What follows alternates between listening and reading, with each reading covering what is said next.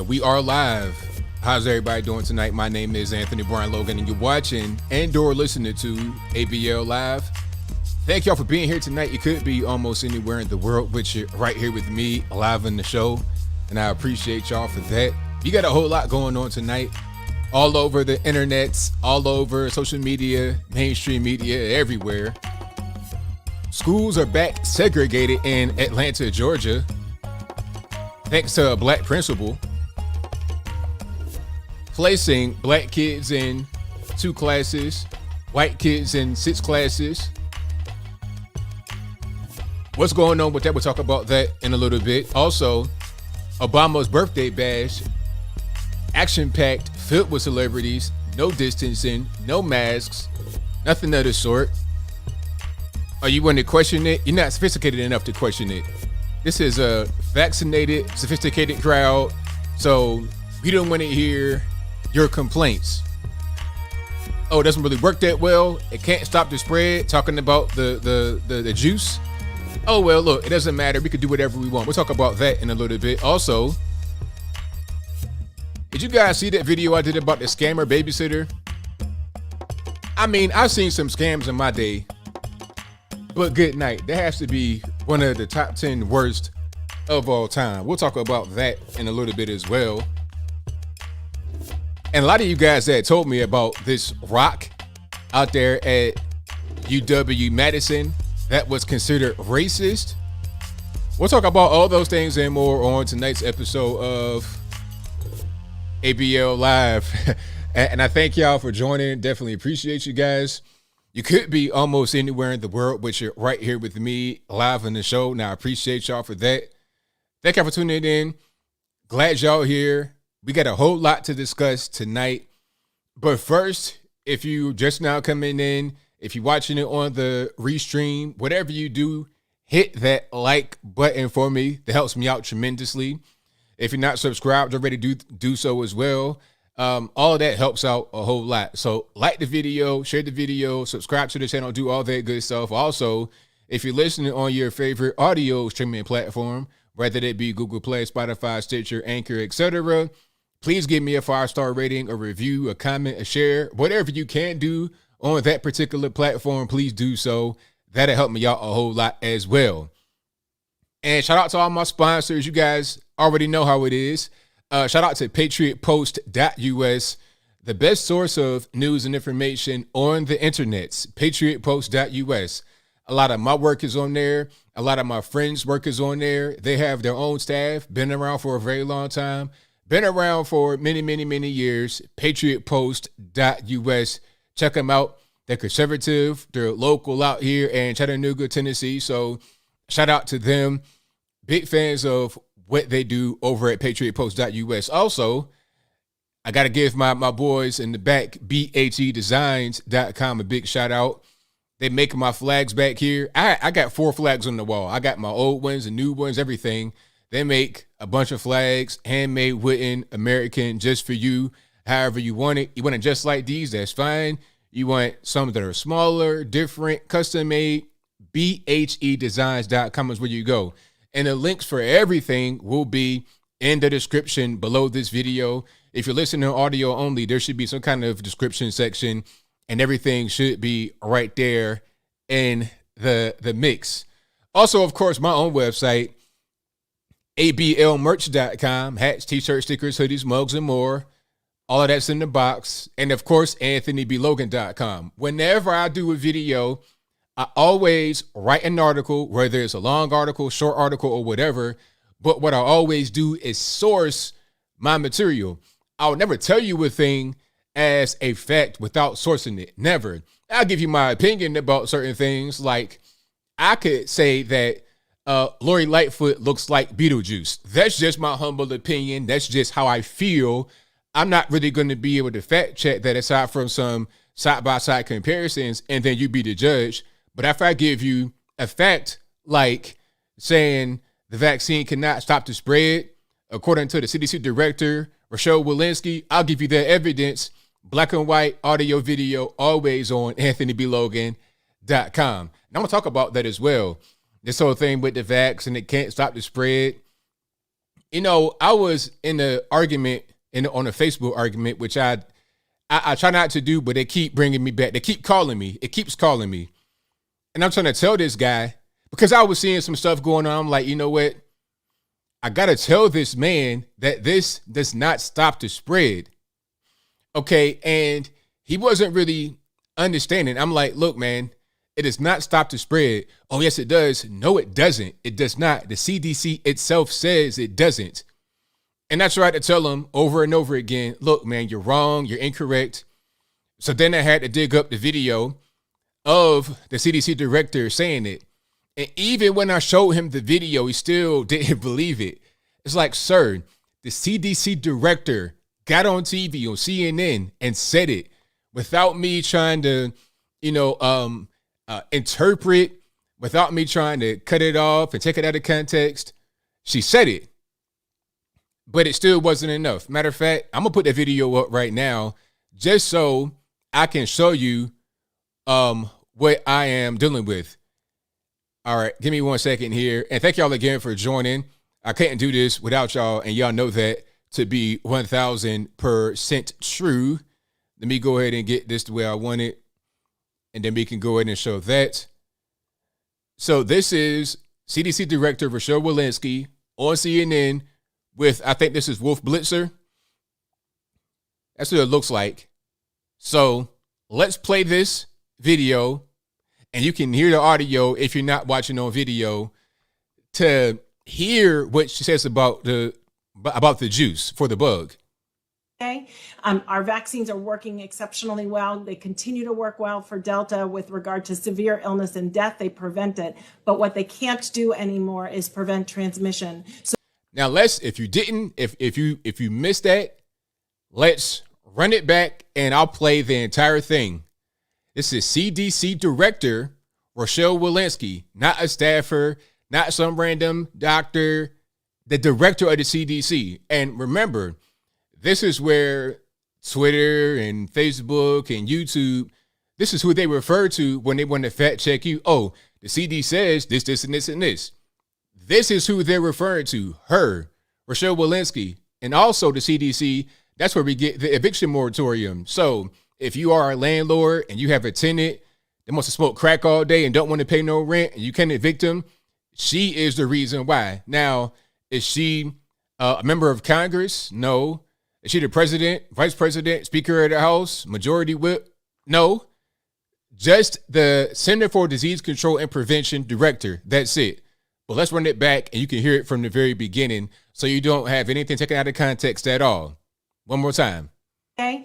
Our vaccines are working exceptionally well. They continue to work well for Delta with regard to severe illness and death. They prevent it. But what they can't do anymore is prevent transmission. So if you're going home to somebody who has not been vaccinated, to somebody who can't get vaccinated, somebody who might be immunosuppressed or a little bit frail, somebody who has comorbidities that put them at high risk, I would suggest you wear a mask in public indoor settings. Okay. I mean, how much more plain can it get? I showed this person that, and they still were not believing it. I showed it to the person. I'm like, look, here it is, black and white. When I equated it to, is like you're trying to tell these 45-year-old normies that the vaccine does not stop the spread. It's like telling a 5-year-old little boy that Santa Claus is not real on Christmas Day. You can't do stuff like that. You got to just, have everything be the way it is. But this is what the equivalent to telling these people certain things does to them. It breaks their world. It breaks their world, and it's really a shame. But hey, it is what it is. Now that I got that out the way, I wanted to show that video for a while. Matter of fact, I'm gonna show that every show because people don't understand when I talk about the vax and I say how it should be your own choice whether you want to get it or not. Because people, they think that you can, they think a couple of things. They think that the vaccine can cure you. They think that it can stop you from getting it. And they think it can stop you from spreading it. That's all false. It's all false. All that it can do, according to Rochelle Walensky, according to the CDC, according to maybe even Dr. Fauci, who we know is wrong a lot, going back to the HIV/AIDS epidemic, but that's a different story. I digress. All that it can do is allegedly reduce your symptoms. That is it, and that is all. Nothing else. And we don't know the long-term things that are going to happen with it. We don't know. We're still trying to figure it out day by day. And I was reading something else that they made something. Oh, now the CDC says if you're a pregnant woman, you should get the shot as well. But they were also saying that might not be a thing you should do because it could cause blood clots. But then they said, nah, go ahead and get it. And the funny part is that certain outlets say pregnant women should get it. But if you saw the trending topic on Twitter, it said pregnant people.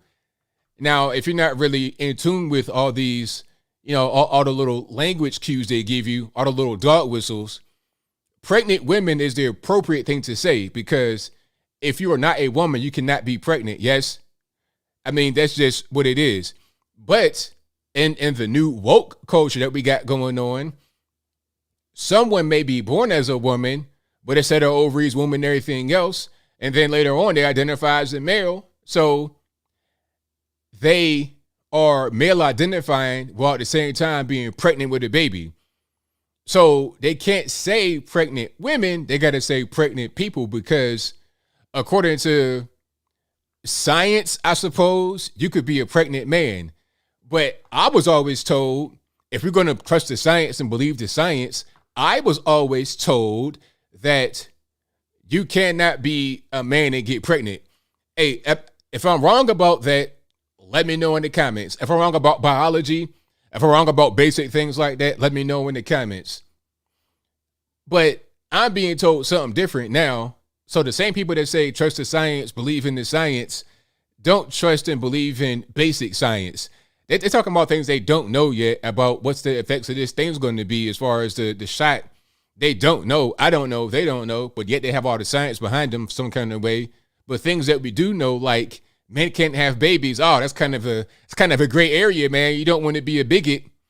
It's so dumb, but it is what it is. I mean, this whole identify thing, and I feel like a lot of these kids are going on TikTok, making complete fools of themselves, making up genders every single day. Shout out to Libs of TikTok, LIBSOFTIKTOK, Libs of TikTok on Twitter. They post a lot of the trash from TikTok, and it's these kids that's like 15, 16 or younger talking about some kind of new sexuality. It's always a new thing. It's always some kind of new random banner, random colors. I mean, just the dumbest thing. And it's all just to gain attention, to gain some type of internet clout by making up some random weird thing, trying to go viral by being the most ridiculous. That's kind of what it boils down to. And then we all got to play along with it. I don't know about y'all, but I'm pretty much tired of playing along with nonsense. I'm just not going to do it. If I see some Reddit bow looking dude in front of me with a wig on talking about my pronouns are he, her, I'm like, man, look, all right, just cut it out, sir. Go sit down, have a lemonade, sweet tea, and just eat your chicken fingers and get out my face. I'm not trying to do this today, okay? You look like you could deadlift about 500 pounds with no sweat. Get out of my face. You got the shoulders of somebody that lifts logs for a living, okay? Your back is made to be a taxi. You could carry about 4 passengers on your back with no support all day long and you be good money. So I don't want to hear what your pronouns are, mister, but I digress. We got topics on deck. I'm going to get to those right quick and keep it moving. Okay, now, have you guys seen the video I did or the topic in general of school segregation? Now, in Atlanta, Georgia, an elementary school is now segregated by race, not by academic performance or anything of the sort, by race. Okay, here's the story if you didn't see it. A black woman has her child in elementary school. I'm not sure if it's the son or daughter or whatever. Going to elementary school, and the mother called the school trying to get her child put into a specific class because she thinks that this teacher would be a good fit for her child. But the principal, another black woman, says, nah, You can't do that because that's not one of the black classes. So the mom's like, excuse me, what you mean black classes? What are you talking about? Like, she's not thinking what she's saying as far as black meaning for black kids.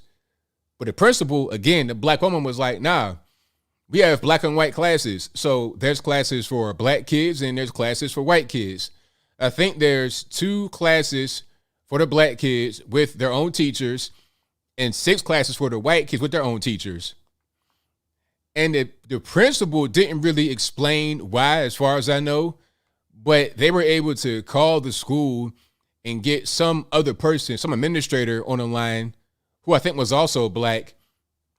And they were talking about, well, wish we had more black kids and the black kids need different services. What does that really mean?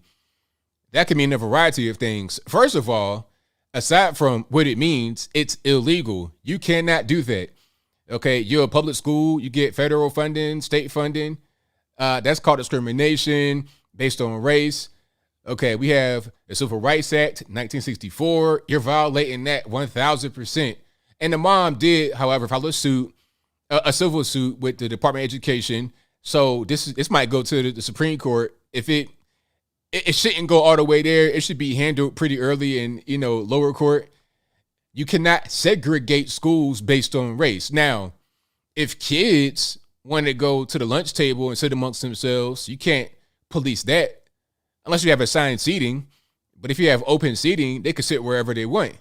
Same thing with the bus or whatever. Same thing with the neighborhood. If you want to live in the area that's mostly one race or whatever, that's your business. But the school can't mandate, there go that mandate word again, the school can't mandate kids of a particular race be in this class and of that race be in those classes. That is 1,000% illegal. But this is what this has been a long time coming. We did kind of a full circle. Civil rights movement, people getting shot, beat up, all of that, to end the government segregation, to end that. Because that's what it was. It was a government. The government says we got to have separate facilities. That's just what it is. Now, some people might want to have that for their business, but for the most part, it's a government. You can't be over here. You got to be over there. That's just what it was. That ended in the 60s, but here we are going right back to it. And it's not just right there at the elementary school that's happening. Well, maybe probably specifically like you got a black class and a white class. That's something that you've not really seen in quite a few years. But it's not just there that something like this is happening. Look to higher education. Look at someone to woke education, right? And someone to woke education, you have the graduation separated. You got a black graduation, Latino graduation, LGBTQ, elemental P, X, Y, Z, A, B, C, D, E, F, G graduation, and then regular graduation. What's regular mean? Does regular mean white? Is white like the standard? Is that what you guys think? Not you guys in the chat watching. You guys are, rocket scientists, and I know that. And I'm not being funny. I'm being serious. You guys are very smart. I'm talking about those that are engaging in it. So when you have segregated graduations, when you have Black student union, Latino student union, Asian student union, LGBTQ elemental P student union, when you have black colleges still, 2021, when it's an issue to go to a primarily white college, and you get kind of made fun of for doing that in 2021, it's no surprise that a product of that kind of environment and academia would go to a school and segregate classes. She's already been brainwashed to do it from K through 12 in college. Now she's in a leadership role. Why not? And this very same person, I guarantee, this is Atlanta, okay? Black Mecca, Black Hollywood, all this and that. The home of, okay, I make $30,000. I'm in management. I'm balling. Okay, I'm balling. I'm rich. That's Atlanta. I go there all the time. I don't live far away. I know what it is. In this place, you have that going on. That person, I guarantee you, would never, ever vote for Donald Trump or any conservative, period. Joe Biden, Biden-Harris. When Kamala Harris won, I guarantee she had on the chucks and the pearls. Guarantee. And if you ask her, hey, why don't you want to vote for Trump? Give Trump a chance. Oh, they racist. They racist. Oh, they're racist, huh? Is that right? But what are you doing with the segregation? Oh, that's progress. Progress. How is it progress to go backward in time before 1964 Civil Rights Act? What are we doing? But that's what they think. They've been brainwashed to think this way. I mean, is there a Yuri Bezmenov book? I feel like I talk about him a lot, but that video and several videos, lectures he's done, it tell you everything that you need to know. I feel like, I think maybe there was so much anti-Russia hate for a few reasons. The first thing is there got to be a boogeyman that is not, it's got to be a white boogeyman beyond America to blame American problems on. Okay, so the Starbucks closed down up the road. Well, the Russians, they hacked the server and they demanded a bunch of cryptocurrency. That's why I shut down. Gas prices went up. Oh, Russian hackers. Food prices going up. Russian hackers. Forget about all the money that's being pumped into the economy. And as a result, you have inflation. And forget about lack of productivity because of all the fake money being pumped into the economy from the federal government, giving the people, incentivizing laziness, incentivizing them not working. Therefore, a lack of production happens as a result.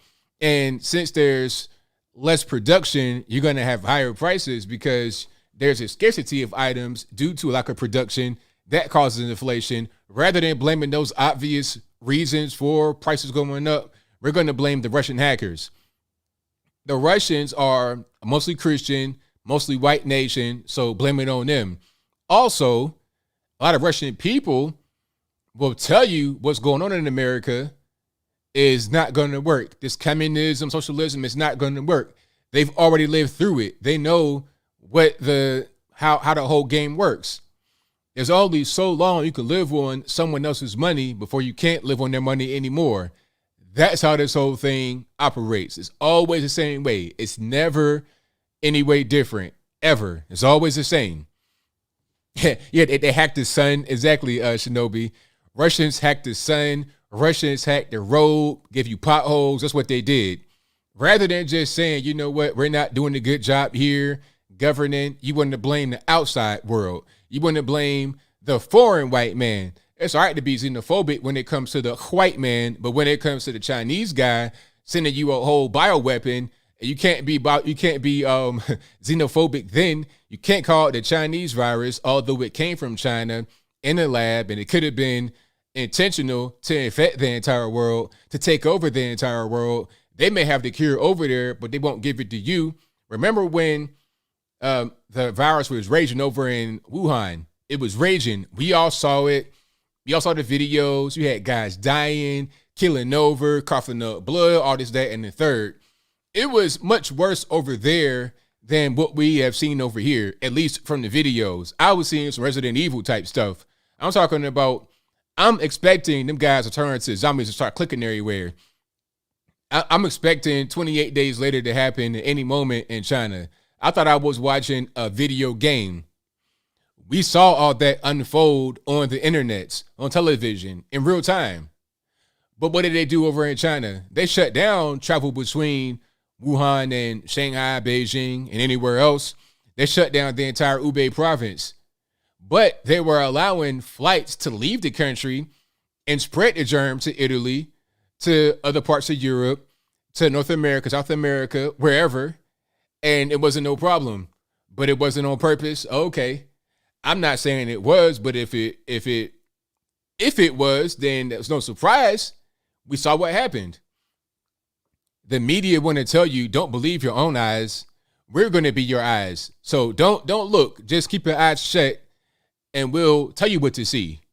People believe in it. That's why when I showed that video of Rochelle Walensky saying that the vaccine does not stop spread, people still don't want to believe it because they've already been brainwashed.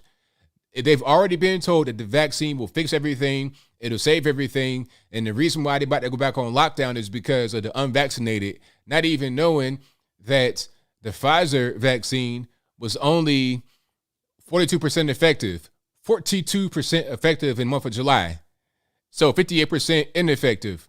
So if the shot in July, Pfizer that is, if it's on 58%, well, 42% effective, 58% ineffective, then the majority of people that got that shot didn't even need it. If it didn't work 60% of the time, then what was the point in getting it to begin with? You'd be better off just going out there living your life as normal. But whatever. I digress. But the whole thing is crazy.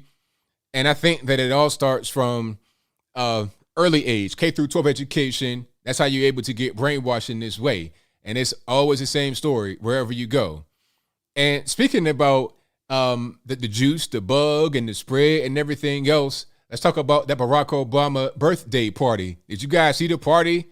Oh, he was having a good old time, wasn't he? Cutting the rug out there in Martha's Vineyard, 30-acre estate, $12 million. The funniest thing in the world to me is when I talk about guys like Shaun King, right? He has a house out there in Jersey worth like $850,000. Guys are like, oh, that ain't no money, ABL. That ain't no money. That's modest living. Almost $1 million. I mean, how many guys can really afford that in the world, in the whole world? Not even just the U.S., in the whole world. How many guys can afford to have a house that's like $1 million? Is that cheap all of a sudden? I'm just trying to, is that cheap? And then my question is, what does Shaun King do to make that kind of money? His wife is a student, as far as I know, a PhD candidate. A PhD, like not an actual practitioner, like a practicing nurse. I'm not really sure what she does, but he's a breadwinner. Now, all I know about Shaun King, a.k.a. Talcum X, a.k.a. Martin Luther Cream, all I know about him is that he goes around rabble-rousing about race, talking about how bad the white man is and how downtrodden the black man is while being a white man himself, pretending to be a black guy. I will never get beyond this guy, Shaun King, pretending to be black. That is the cringiest thing. And like I said before, back in the day when I was still on the left, I would see him a lot on the internet talking about certain black issues. I'm like, okay, that's a white ally. Cool, great. That's what I thought back in like 2013, 2014. I would see him. He's been around for quite a long time on the internet. But I never thought he was actually black. I'm like, okay, you got a white ally. That's great, cool. But then as I started to, just observe more, people said, no, he's black. It's like, nah, you're playing, right? You think he's black? I mean, come on. Let's stop. This whole one drop rule, and no one drop. This man came straight from the Caucasus Mountains. He came straight from the Pyrenees, straight from Ireland or somewhere, like yesterday. If he was to go to Europe and just let his hair grow out and get rid of that little stupid goatee and the little baby mustache, if he let his hair grow out for like a month, you put him in Europe, he blends right in. He looks like an Irish potato farmer right now today. If his hair grew out, he'll be Conor McGregor's brother. They could be twins. Not really, but you understand what I'm saying. The guy has no black at all. That's like me trying to say that I'm white. Can I get that off? Can I say, you know what? Here's the actual true story about me. If you didn't know, I've said it before, but I'm going to say it one more again for those who have not heard it. My great grandfather, who I knew, who I met, who did not pass away until I was like 10 or 11, when he was like in his mid to late 80s, he was actually mixed, black and white, black and Irish, actually. So I do have white ancestry in me, at least from his side, that I was able to actually see in person. I knew him. He had the wavy hair and everything. Okay, and it was a fact that he was black and white. So that's one drop right there in me, right? So can I sit here and say I'm white? Is that going to work? Are you going to believe that? If I put on a blonde wig and be like, yeah, I'm white. I got the ancestry. Here's my DNA, 1% white. Is that going to fly? And I don't think Shaun King even has that, but yet people just let him do what he wants to do. Anyway, I kind of got off point. Let's go back to Mr. Obama and his party at the $12 million estate.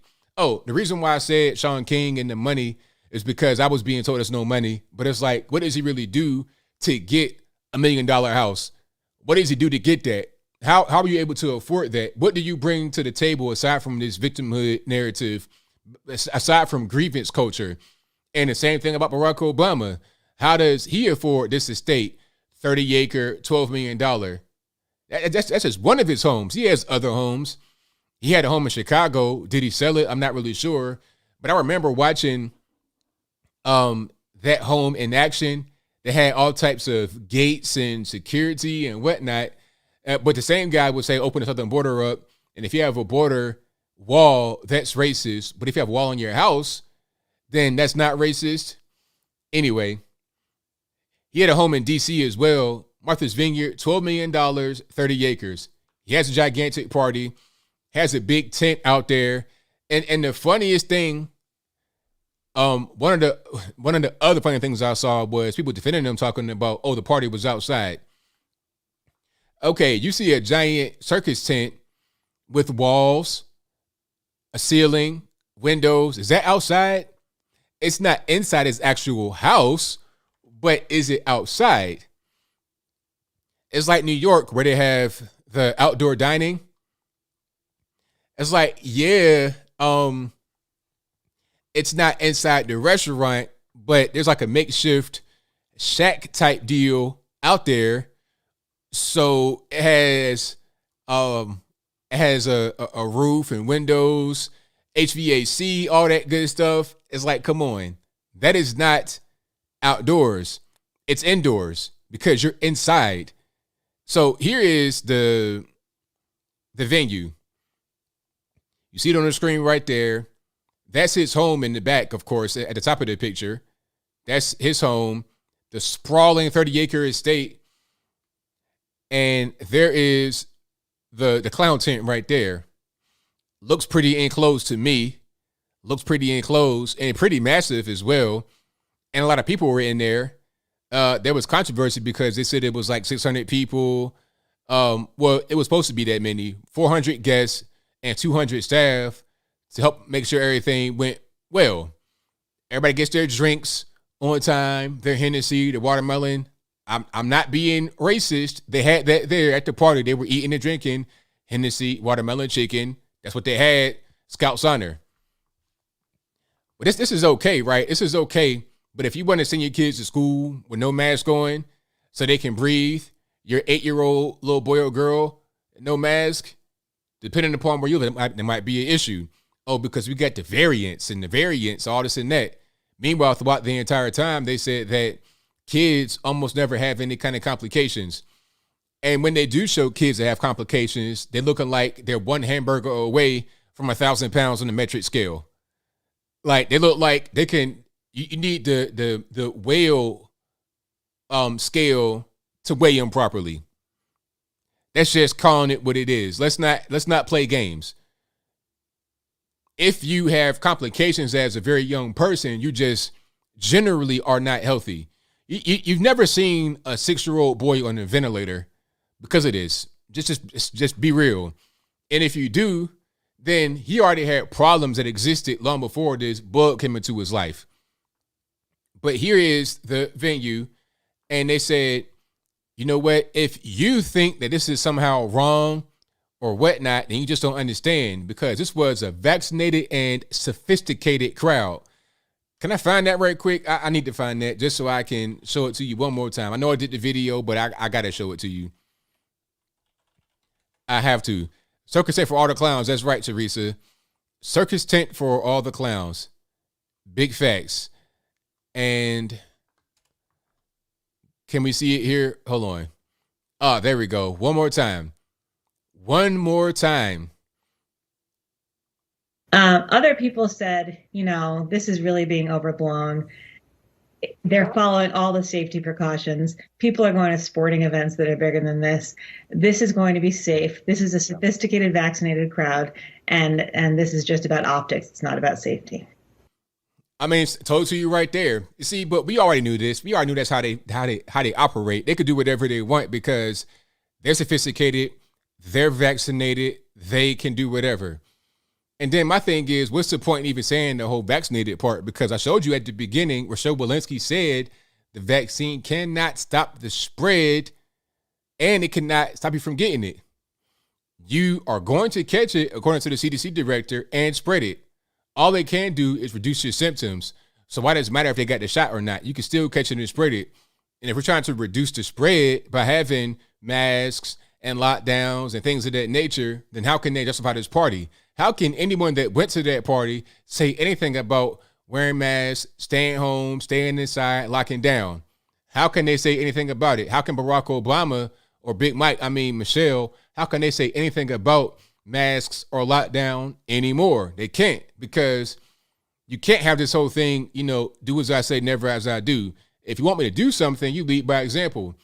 I'm not going to do it anyway, but if I was going to do it, then I want to see you do it too. Don't tell me to do a thing that you don't want to do. Don't say, hey, drink this, is safe. And then I say, you drink it first. No, I'm good. You drink it. It's fine, though. If you don't want to drink it, that lets me know that it's probably not safe and I shouldn't drink it. That's common sense. Maybe you didn't put something in it. Maybe you didn't spiked my drink. I don't know what's going on. But at the end of the day, I think common sense needs to come into play. And if these guys are doing whatever they want to do, having these lavish birthday parties with celebrities, Erykah Badu and all these singers, Chrissy Teigen was there, by the way, with John Legend. Like I said, I think that she's been canceled among the normies, but not among the political elite. With all these guys there, I don't want to hear a peep out of them anymore. I don't want to hear it anyway, but now I have evidence to use against them. If I see them post anything on the Twitters or going on television, I'm going to say, hey, look at right here. Here's a photograph for you right here. You said this. You did this. I don't want to hear what you said, what you was talking about anymore. I'm pretty much through with that, but I move right along. And thank you for being here yet again. Definitely appreciate you guys. If you enjoy what you're hearing so far tonight, go ahead and give the video a thumbs up. Oh, let's talk about your man Andrew Cuomo right quick before we get to the scamming babysitter. So Andrew Cuomo is gone finally. I think we all saw this coming.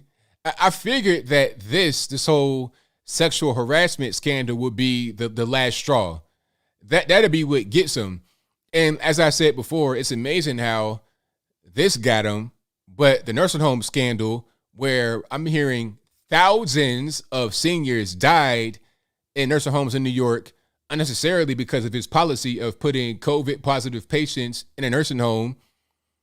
I'm surprised that didn't get him, but the sexual harassment allegations did. And there's been no convictions or anything like that, so I can just say allegations because he's not been, well, you know what? I take that back. He did confess to doing some of it because let's go back. The Attorney General, Letitia James, came out with a report talking about Andrew Cuomo. He sexually harassed women and it was an uncomfortable workplace, and their investigation found that he did do it. Now, it's not a criminal investigation because he's not been charged with anything. He's not been locked up or read his rights. So it's just an internal investigation. This is what they think happened. This is their opinion, I suppose.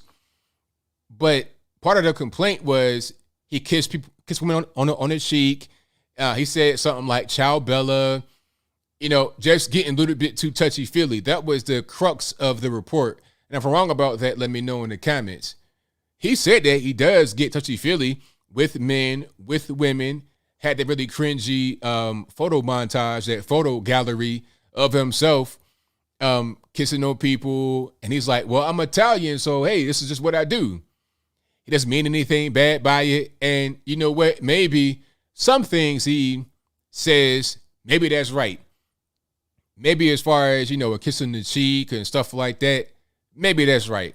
However, we still have not addressed you doing some other things that are a little bit too graphic to say right here on this stream that you were accused of. Not just some of the Italian grandma kisses, not just that, sir. How about some of the other stuff that I can't even really say right here that you've been accused of? Or you didn't address that. So there could be a criminal investigation and or charge right there in the future. But anyway, he did confess to some of it. And what was I going to say as far as some of the women? Oh, and that montage was so cringy. I'm like, why would you do that? This is not going to help your case. And let's not forget how Andrew Cuomo was the guy that came out against Brett Kavanaugh, talking about what Brett Kavanaugh did, talking about, well, he needs to get investigated and he shouldn't be confirmed right now. Believe all women, trust. Okay, you want to believe all women, trust the investigation when it comes to Brett Kavanaugh. trying to become a Supreme Court justice. But then when it comes to you, oh, we don't want to do that anymore. And if you want to live by that Me Too sword, you're going to die by that as well. Because as far as I know, and if I'm wrong, please correct me, but Me Too does not give much leeway to cultural norms. All right. You want to say how you were Italian and you do the Italian grandma kiss or the granddad or whatever, kiss on the cheek and child Bella, all this and that, you know, eating the pizza. You want to talk about all that cultural stuff. Me Too does not really take that into consideration. Believe all women. Okay, you're an Italian guy kissing me on the cheek. Guess what? Sexual harassment. And believe what I say. Well, you use it against Brett Kavanaugh now, using it against you. So it is what it is. Cuomo laid his bed. Now he's got a lie in it. But like I said, I think that the actual problem was the nursing home scandal. I mean, thousands of seniors died. And the craziest part is when he had the hospital ship right there in the Hudson River, ready to be used. 1,200 beds this ship had and 1,200 staff. The staff, what do they do most of the time? Playing on their cell phone. Playing on their cell phone, doing nothing because there's no patients. They said they might have had 20 patients on board the entire time. Somewhere around that number. 20 out of 1,200. Yet you got overcrowded hospitals allegedly. Nursing homes chock full of COVID positive patients. Why? Did you refuse to use this shit because you wanted to spite Donald Trump and kill your own citizens? We knew from the beginning that seniors were the most at risk from this virus. And we knew that you couldn't really have these crowded areas because it could spread like that. But he refused to actually listen to the science, and we knew at the time, and threw them in there anyway. Thousands of seniors died. Thousands. That should have been really a criminal offense. A war crime type thing, but it kind of was just like, no big deal. Here comes the Me Too movement, now he's gone. But I think maybe they were done with him. They were done. Remember how the media, he was media darling, just like Michael Avenatti. Michael Avenatti going on TV every other day, interviewing. They're talking about you could be the next president, gassing them up, giving them all kind of undue praise, undue confidence. Michael Avenatti. And now where is he? In the penitentiary. Big Rocks, Little Rocks. Same thing with Andrew Cuomo. If he goes to jail, I wouldn't be surprised because his usefulness has expired. You know, think about useful idiots. For a while, when you're doing what they want you to do, when you're useful to them, they love you. You know, the deep state, government, whoever you want to label them as, they were using them. Okay, we're going to put you on TV. We'll give you an Emmy Award for your TV appearances during this pandemic. We know you're lying and stuff about some of the updates you're talking about on television. You're not talking about the seniors that are dying in the real way. You're not speaking on your sexual harassment allegations and sexual assault allegations, but you do a pretty good job speaking on television, calming the citizens. Here's your Emmy Award. Take that. Matter of fact, here's your Emmy. All right, sir. Take that. Cool. Okay, you want a book deal? We'll give you $5 million. Ain't nothing. $5 million is a book deal. Oh, the book flopped. Nobody bought it. So what? You got paid, so don't even worry about it.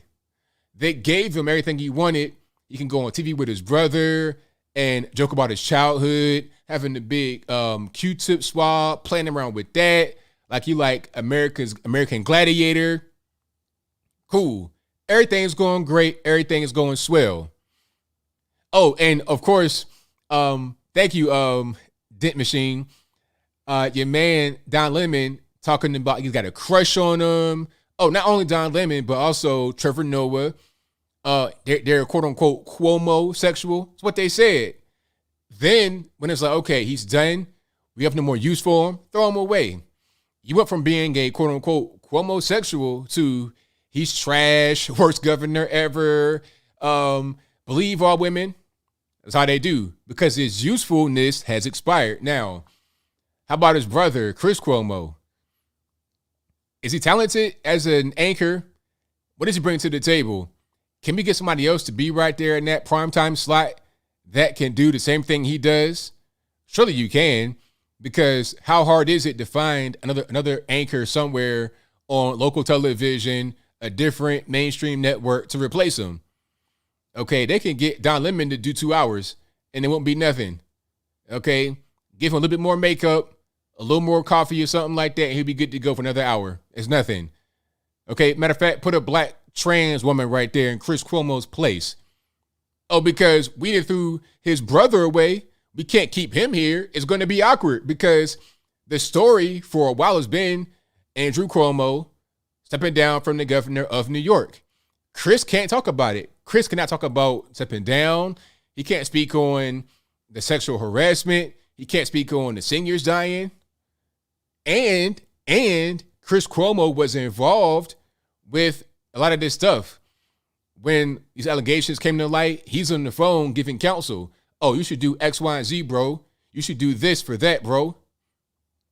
That's all documented. He's got to go too.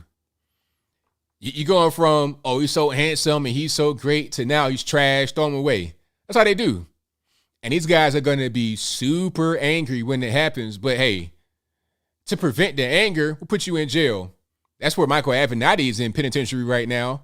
Oh, you want to get angry? All right, go to jail. and just have that be that. I'm telling you, these people, they don't really care. They get whatever they want and they move on. But I digress. The Babysitter. Did you guys see the scammer Babysitter? This was the craziest story I've seen in a while. And you know what? This is why I say stop the welfare state. Get rid of the welfare state because this is subsidizing a lot of these problems. People ain't doing nothing but scamming. People think that, oh, you can't eliminate the welfare state, ABL. People really need it. They need to get, they need X, Y, and Z. It's like, no. See, I grew up in that type of world. Now, my mother was never on welfare. She always worked really hard. But I would see people that are engaging in the welfare state. See, I was the only child growing up in my household. It wasn't no other. My mom didn't go out there and say, hey, you know what? We're struggling right now. How about another baby? I've heard women, and true story, hand to God, say, you know what? If I get pregnant again, I can get more money from the state. I can get paid more if I get another baby. And if the father decides to, if the father's not there or he wants to leave, I can get child support. That's the mentality of people that have been under the welfare state for a long time. They know how to game the system. People that are really, bleeding hearts or whatever, they think that they don't know anything. Those that are on welfare, they don't know anything. They're just poor people. They need help. They know all of what you're talking about. It's just why people that are out there panhandling on the street, they know where to go, how to get your money, what story to tell. I see them all the time out there by the mall and a shopping center, giving you the whole life story. Talking about, man, I ain't no bum, man, but you know what? I need to get a ride up the street. And you know what? I need a little bit of money to get my tools from the toolbox. It's like, man, all right, man. Look, I don't got it. Have a nice day, sir. Okay, which you see that same guy panhandling at the end of the night. If you stay around, he'll go straight to a BMW and drive home. So it's a lot of scamming going on. I don't trust anyone out there begging for anything. I don't trust any of these single moms on TV crying, because here's what happened. The woman goes on television. Well, first there was a GoFundMe. That's the crux of the situation. The so-called mom of 3 children was going to get evicted from not her home, the home she was living in, and she was not paying rent because the whole moratorium thing was over with. She's about to get evicted. She can't pay the rent. So there's a GoFundMe. Oh, I'm in Vegas. I was a card dealer. I lost my job. I can't get another job. I'm about to get evicted. Please help. There was a GoFundMe. Because if I can't get this money, then I and my 3 children are going to be evicted. She said she's a mother. She has 3 children. They're going to get evicted. So CNN puts the story up because CNN, they can't resist. You got black single mom, down on her luck, hard times, all this and that and the third, right? They can't resist this story. So they went to her house and filmed. I got to find the actual, the first clip, because in my video I played a second clip where they had Corey Bush on there, but I want to find the first one. Hold on. Matter of fact, I think I can get it here. Here we go. Tonight. Okay, here's the first clip that they showed on CNN. This is I forget her name. It doesn't really matter. CNN lady. But let's put it on the screen right quick, and then we're gonna see a little bit more. So y'all just hang tight. Let me get this situated. There we go. The White House saying it doesn't have the legal authority to extend the expired federal. Now, for context, this is August 3rd, 2021. This is before they renewed it, if I'm not mistaken. Eviction moratorium on its own, and is now, quote, challenging every landlord to hold off on evictions for the next 30 days. It comes as America is at risk of a full-blown crisis as millions of Americans fear losing their. Is a 24-hour. This is the letter. Oh, I owe $1,900. That letter is a 24-hour eviction notice. And you guys honestly freaked me out when you knocked this morning. I'm not going to lie, because I'm. So here's the so-called mom. Her name is Dasha Kelly. She's in an apartment with these kids running around talking about, I'm about to get evicted. I'm really thinking they're coming at any moment. To throw Daisha Kelly, who goes by Kelly, and her little girls, Sharon, Kia, and Imani, onto the street. Talking about it doesn't help. Sorry. No, Kelly, listen, we're sorry to. Yeah. You know what's happening, but when you start talking about it, it's different. And you know what? When these tears start flowing, because normally they don't really, well, they produce tears sometimes. All right, the scammers, they produce tears sometimes. But when the tears start flowing, see these little kids running around, got a black woman, oh, woe is me.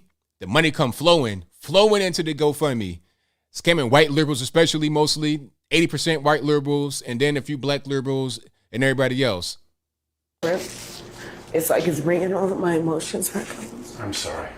Kelly was a casino dealer here in Las Vegas. Loved it. I'm automatically, come on, please win. I'm rooting for you. Like, as soon as they bust, I'm upset too. I win. She lost her jobs, now has no car, and no money for childcare. It's this tiny virus that has come along. Did you hear that? No money for childcare. Did you hear that? That is hilarious. But we'll keep on going. And just Taking everything. I just had to donate a few days ago. Kelly is now donating blood plasma, $100 a time, to buy groceries. so you are managing to eat okay, Yeah, or exactly. Oh yeah, they're eating okay. Let's put it that way. I'm like, there's days I don't even want to roll out the bed, roll out the floor. You get what I mean. Kelly's pawned or sold nearly everything she had. How about getting a job though? How about that? Because there's plenty of jobs hiring. How about getting a job? You just want to sell blood and it's just lazy. Oh, I was a car dealer. Man, you see help wanted signs every single. Okay, I'm getting triggered. I had a bed right here. There was a TV right here on top of this stand, so I had to pawn that. She thought about working online, but you lost your laptop as well? Oh, I had to pawn that trying to keep up with the bills. So. Okay. This is the girls' room. They used to have their bed right here, and they used to have a little chester. Not anymore. I'll sacrifice my couch. As you can see, it's a little beat up now, just so they don't have to lay on the floor because they're so tiny. 1, 2. More than 11 million Americans are reportedly behind on their rent. Congress approved $47 billion to help, but very few of those billions have actually been handed out. Kelly applied, hasn't heard back. Apparently it's a process, like 2 to 3 months you have to wait or something. And that federal ban on evictions expired midnight Saturday. Do they know what's going on? Not really. That's something I'm afraid of telling them. How do you explain that to your kids? You know what I mean? Like, I don't have any words. I think I'll just break down crying and just hug them, I guess, and let them know everything's gonna be all right and we're gonna figure it out, I guess. Now, Daisha Kelly has started a GoFundMe page to try and cover that rent, $2,000. It's a Hail Mary. She says she's praying for a miracle, hoping for a miracle. The other thing she's hoping for is that more people would just wear masks. That way, she says, maybe more of us No, she didn't. She didn't say that. Wear masks. She didn't say that. Stop, sir. There was no point in even saying that. Sir, nobody had on the mask in that whole thing. You're lying. Stop. Okay, that's enough of that, because now I'm about to get upset. Now I'm about to go and throw a shoe at this TV or monitor. Okay, now, we saw all that, right? Those were not her kids. One more time, those are not her kids at all. She's not a foster mom, not anything. No, she's not related to those children at all. Not an aunt, a cousin, nothing. Not a big sister. Those are not her kids, period. No relation, nothing. Now, the actual mom came out and said, you know what? That's my kids. Provided evidence, birth certificates, all of that kind of stuff. So CNN had to go back and make a retraction of sorts saying that the quote unquote mother in the story is not the mother. This is a scam. Oh, I got. There's all kind of jobs everywhere, ma'am. I don't want to hear your sob story. You are a scammer. It's a lot of that going on. A lot of scamming with the PPP, PPE. And they're going to jail. They're going straight to the penitentiary, big rocks to little rocks. If you're scamming on PPP, they said that from the beginning. It's like, look, if you want to scam on this, we're going to audit everything. We're going to check everything. And if it doesn't pan out, you're going up to the hoot school immediately. Your cell block's going to be Bubba, and he might be kind of glad to see you. You be kind of soft in there in the penitentiary, so he might be kind of glad to see you. But I'll move on. They're going to get convicted and go to the penitentiary. Now, as far as her, I don't know. Because that's fraud right there. Because in the GoFundMe, she said, I'm their mother. Really, all she is a babysitter. The kids stay there sometimes. She's a babysitter. They have a mother and a father, actually. Now, the father, here comes the ghetto part beyond what we already seen. The father is the babysitter's boyfriend. So I'm not really sure how that works. I mean, you watching these kids, and I guess you are the mother's friend. I'm not sure how that works. So you got your friend's kids at your house some of the time, and you are dating your friend's baby daddy. Is that how that's working? Because she admitted that the father of the children is her boyfriend, and the father does not live there in the home with the kids where they be at a lot. So I'm having a hard time figuring out what's going on. And when my man said that she can't find childcare, she is a childcare. And you know what? Here's something else, though. If you didn't know, I'm going to tell you about how this whole welfare fraud game goes. Especially on the West Coast, they do it a lot because it's a whole big, it's everywhere, but left coast where there's more programs, they're able to fraud it more. Okay, you get all your benefits on the EBT card, right? Get your little EBT card. You can go buy hair weave on the EBT card. Did you know that? You could buy crab legs. You could buy pretty much whatever you want on the EBT card, depending upon where you live, especially. And that's why when you go to the grocery store, if you go to Walmart, Target, or whatever, you could see a cart full to the top, just filled with garbage. Oh, I don't have any money. Look at your cart, man. You have every flavor of Kool-Aid, every flavor of Kit Kat bar, every flavor of pancake syrup, Aunt Jemima. You get everything in your cart. You get every popsicle, every Pop-Tart, every box of cereal, everything. Every frozen dinner pack, you got that in your cart. Frozen pizza, stacked to the top. You 700 pounds in the scooter with this in your cart. But telling me how poor you are and you need more and more and more. They get all this money from the federales, well, from the state government, maybe from the federal government. State government get all this money, and they do odd jobs on the side while not reporting it. Some of the big jobs they do, especially for young women, this is really big. In the project, the project will be in their name. They'll say, ain't no man living there, but the man is living there. So when she said the man's not there, he probably is. He just wasn't there at the time. This is old school welfare stuff. So the man is listed as not there, but he probably is. So they get a cut on the project living. Then they do stuff under the table. Doing hair, that's a big one. Babysitting, that's a big one as well. Candy lady, stuff like that. So they work under the table, get that income, then get money from the government, and at the same time, they can sit at home and do nothing. And plus, stimulus checks, earned income tax credit, you name it, unemployment benefits, they're raking in money. Sometimes they can do all these things and get, like, it's to the point where you can make $100,000 off, like, from recent money printing and doing your under the table jobs. It's crazy. You can live like almost like a middle class lifestyle, but I'm not sure what she was doing. She might be on the cocaine or something. She might be a dope fiend, depending like how the house was looking. I mean, it was clean in there, but everything was sold. It's like, what are you doing? You're just lazy or just kind of dumb. So I don't want to hear anything about, oh, we need this. Some people actually use these programs in a sensible way, in the real way. But a lot of them don't. They don't really care about using these programs, right? They want to scam. So yeah, she was able to raise $230,000, almost $250,000 on their GoFundMe. And I think when all that money came in, $250,000, here comes the mom. Hey, I'm the mom. Here comes the dad. Hey, I'm the dad. Because they want that money too. They don't care about them kids. Them kids are an afterthought. And it's really unfortunate because a lot of times in these types of ghetto environments, the kids kind of grow like weeds. It's never book in there at all. You worried about selling the TV and a laptop. Where's the book set for the little girls to read? Oh, that's right. You're not the actual mother anyway. But I guarantee you when they go back to their actual mom's house, that won't be present either. But they worried about selling TVs and laptops and everything else, trying to scam. These kids grow like weeds.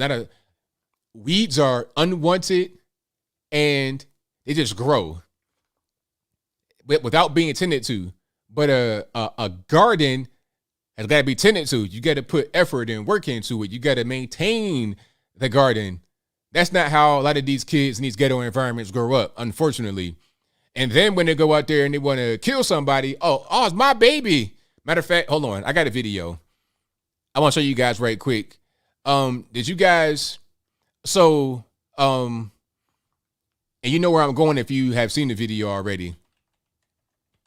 The officer that was killed, hold on, pardon me. I want to get her name right. Ella French in Chicago.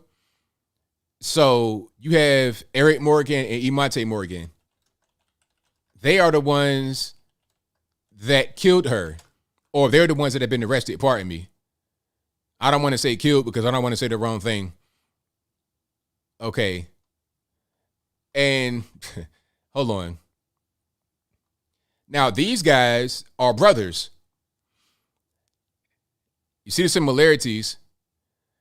Don't worry about how one looks black and one appears to be Mexican. Don't worry about that.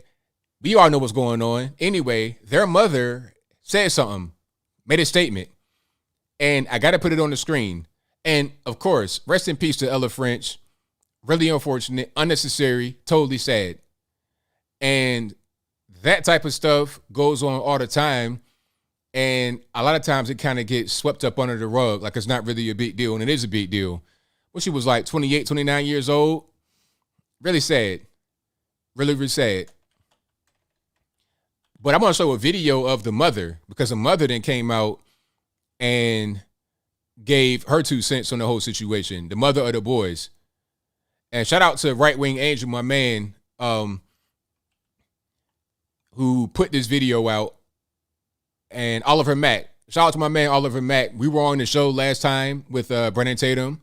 And I think it might have been Jericho that was there with us, Jericho Green. So let's put this on the screen right quick. This is what we're dealing with in the community. You got toxic parents like this. Now, thank God my parents were not like this. My mother and my father, West Virginia, real conservative socially, would never go and do anything like this at all. My mother would never. That's why I'm not in some things that a lot of my guys that I knew growing up are into. Hold on. Let's put it on the screen. This is the mother of the boys that allegedly killed the officer. Okay. I just wanted to get on here real quick to be a voice for my boys, Eric and Monty Morgan. I want you to know I love you and your family loves you and you not alone. Know that shit. Oh, pardon the cursing. I'm sorry. If you got little kids watching, cover their ears because we dealing with a hood rat type person, so it will be a little bit of cussing. For everybody else, I just want to simply say there is another side, and my boy's side is not being told right now. I cannot speak too much on it, but I will say this. Don't believe everything you hear and see. It's fictitious. And there is another side. My boys are not monsters. I can't tell. I cannot tell, but we'll keep on going. What people trying to paint them to be at all. At all. There is another side. I don't believe a damn thing CPD says. And I can guarantee you this. My boys was afraid. I'm afraid. Our young black women, not only young black women and young black men, like I just said, I'm afraid. Adults are afraid of the CPD. But you know what? Okay, check it out. If your boys got arrested, you should just be quiet. Just shut up. Why are you on Instagram doing the video? Why you gotta show your face? Why you gotta be dressing? You trying to get attention. How old are you, ma'am? Like, you're acting like you're about 15 years old mentally. You're not thinking logically at all, but we'll continue. And I'm clean. I'm not a criminal. My car is clean. I got insurance, all that. But if a cop get behind me, my heart drops. We fear our police here. Unfortunately, we fear them. We don't believe in them. We don't trust them. They get behind us. Our hearts drop. We scared. Okay, why fear the police in Chicago? I mean, are the police the actual problem in Chicago, or is it just your monsters that you raised, the two boys that killed the officer? Who are we afraid of, really? The officers or your monsters that you raised, ma'am? That's just the reality of it. Whether people want to hear that or not, I don't give a damn what people want to hear. I need to be a voice for my boys. And that's all I got to say. Let me get in this hospital to see my damn son.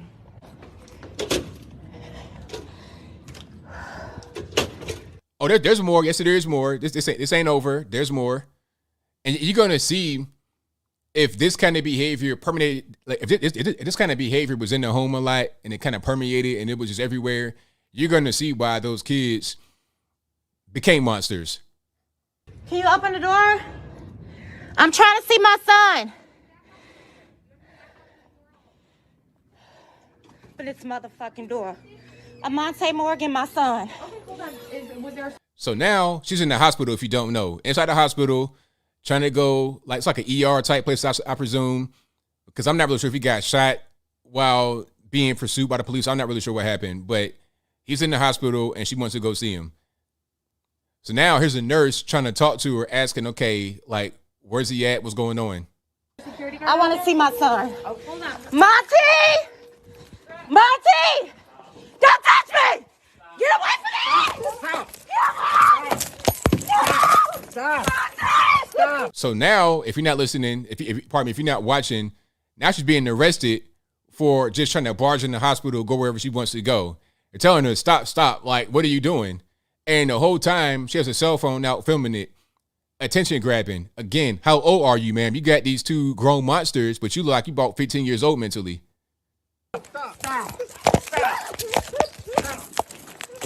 Stop. Put your hands behind you. Please let me see my son! Put your hands behind you. Please let me see it! Okay? Put your hands behind you. Put your hands behind you. Put your hands behind you. Probably won't no tear. Probably won't near tear developed in this. If you're able to produce monsters that can just go kill at random, at will, you probably don't have any tears at all. You're just making the scene to get attention. This is the kind of stuff we got going on. This is the kind of things we got going on. The welfare state incentivizes, the welfare state props that kind of person up and helps her. Oh, and the money, yes, Terry. Yes, the money. Always go down to money. Oh, my boy, is this? Okay. You probably weren't even supervising your kids when they were little. You probably out there in the club partying, drinking. I know her type. In the club partying, drinking, and your boys out here just causing the wreck, doing whatever. They grown like weeds, and now you want to start crying when they killed somebody when you should have been crying when they were out there doing wrong to begin with. And not even crying, fake crying, trying to get some attention. That was crazy. But see, now you understand, like, people talking about defunding the police. What is that going to do to solve any problems when you got people out here raising monsters? The monsters are the ones that terrorize the community. They don't just kill officers, they kill everybody. They do all types of stuff. That is the actual problem, not the police. The police are the last bastion of hope. Without the police, these monsters would just take over and do whatever they want to do. And we don't want to have that go on. But I digress. Thank y'all for being here. Definitely appreciate you guys. If you enjoy what you're hearing so far tonight, go ahead and give the video a thumbs up. Also, like the video, share the video, do all that good stuff. If you're listening on your favorite audio streaming platform, give me a 5-star rating, a review, a like, a comment, whatever you can do over there. And if you didn't know, this podcast will be available audio only on your favorite audio streaming platform, whether they be Google Play, Spotify, Stitcher, Anchor, etc. Link for that will be in the description box, or just go to your favorite audio streaming platform and search ABL Live. I should pop right on up. So will it be a GoFundMe for her? Will it be a GoFundMe? Can they do that? Will she sue them and try to get some money back?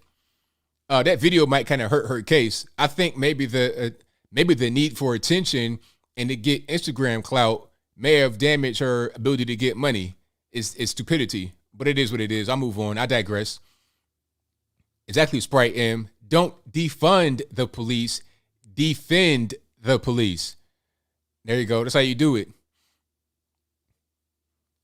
All right, let's get to some super chats here, and then I'm going to get to the calls. The number to call is 434-658-1220. I'll get to those in a few minutes. Y'all just hang tight. I'm going to get right on in it, right to it. Let's see. Let's start with, can we see the super chats or nah? Hold on. Give me 1 second if he wants to act right. Okay, let's do that.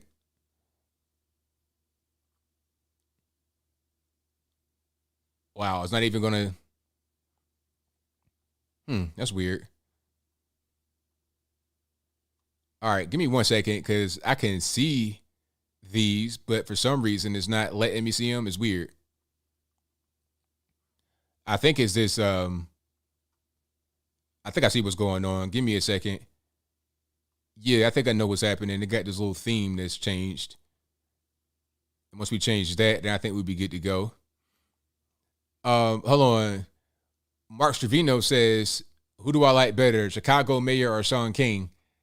Oh man, that's like saying I don't want to say that, but that's a hard one. That's a really difficult one there. I'm not really sure. They're both trash, but it's like saying, what do you want? What do you like more? Like a hot stinking pile of garbage or just a pile of hot garbage? So I'll take Sean King because Sean King. No, man, I can't pick, man. Maybe Sean King because he doesn't have political power yet. He has power of influence, but no political power yet. But they're both trash. Just to keep it all the way, all the way real, all the way funky. That's kind of what's going on with that.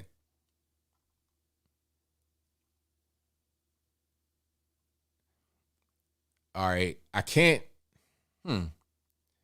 It won't let me. I'm gonna try this one more time. It won't let me see the super chats. I'm gonna just read what I have, and if I can't read yours, pardon me. It's not my fault. We gotta blame the white man for blocking it off. But I got a few right here that I can see. I got like 6, but it won't let me go anymore. And I can't even read the full super chat. Thank you to Mark Trevino, Monroe Doctrine, Matthew Phillips, Charles Hunter Jr., Ian Kinney, and CA. Ian Kinney, I could see some of your super chat, but not all of it. And they said, did I see Chicago PD turn their backs on Beetlejuice? I did see that. That was fantastic. So what happened was one of the officers that was involved, one of the officers that was there when Ella French, I think that's her name, Ella French. Another officer was shot when she was there, and they went to the hospital, and a lot of officers were there not paying their respects, pardon me, because I don't think he passed. I think they were just there visiting. And here comes Lori Lightfoot in the hospital, and all them they turned their backs on Lori when she came in. And she was getting yelled at by, I think, the officer's father, by Ella French's father. It was really crazy. But whatever she got, she deserved as it relates to being yelled at or screamed on or whatever. All right. So I got a few super chats here I can read, but I can't read anymore. Okay. Monroe Doctrine says Activision Blizzard lawsuit makers of Call of Duty is gross. Same company pushing woke messages now being sued for disgusting things. Look into it. I have heard about that. I've heard a lot there for sure. I have heard that, and it's typical. Do as I say, never as I do. They talk about all this woke stuff and Black Lives Matter, all this. They talk about all of that, but they do a different thing behind closed doors and some really just gross, beyond gross behavior. So I feel like a lot of what they do is projection. They want to preach to you about being a good person, being all this, that, and the third, but they don't do that themselves.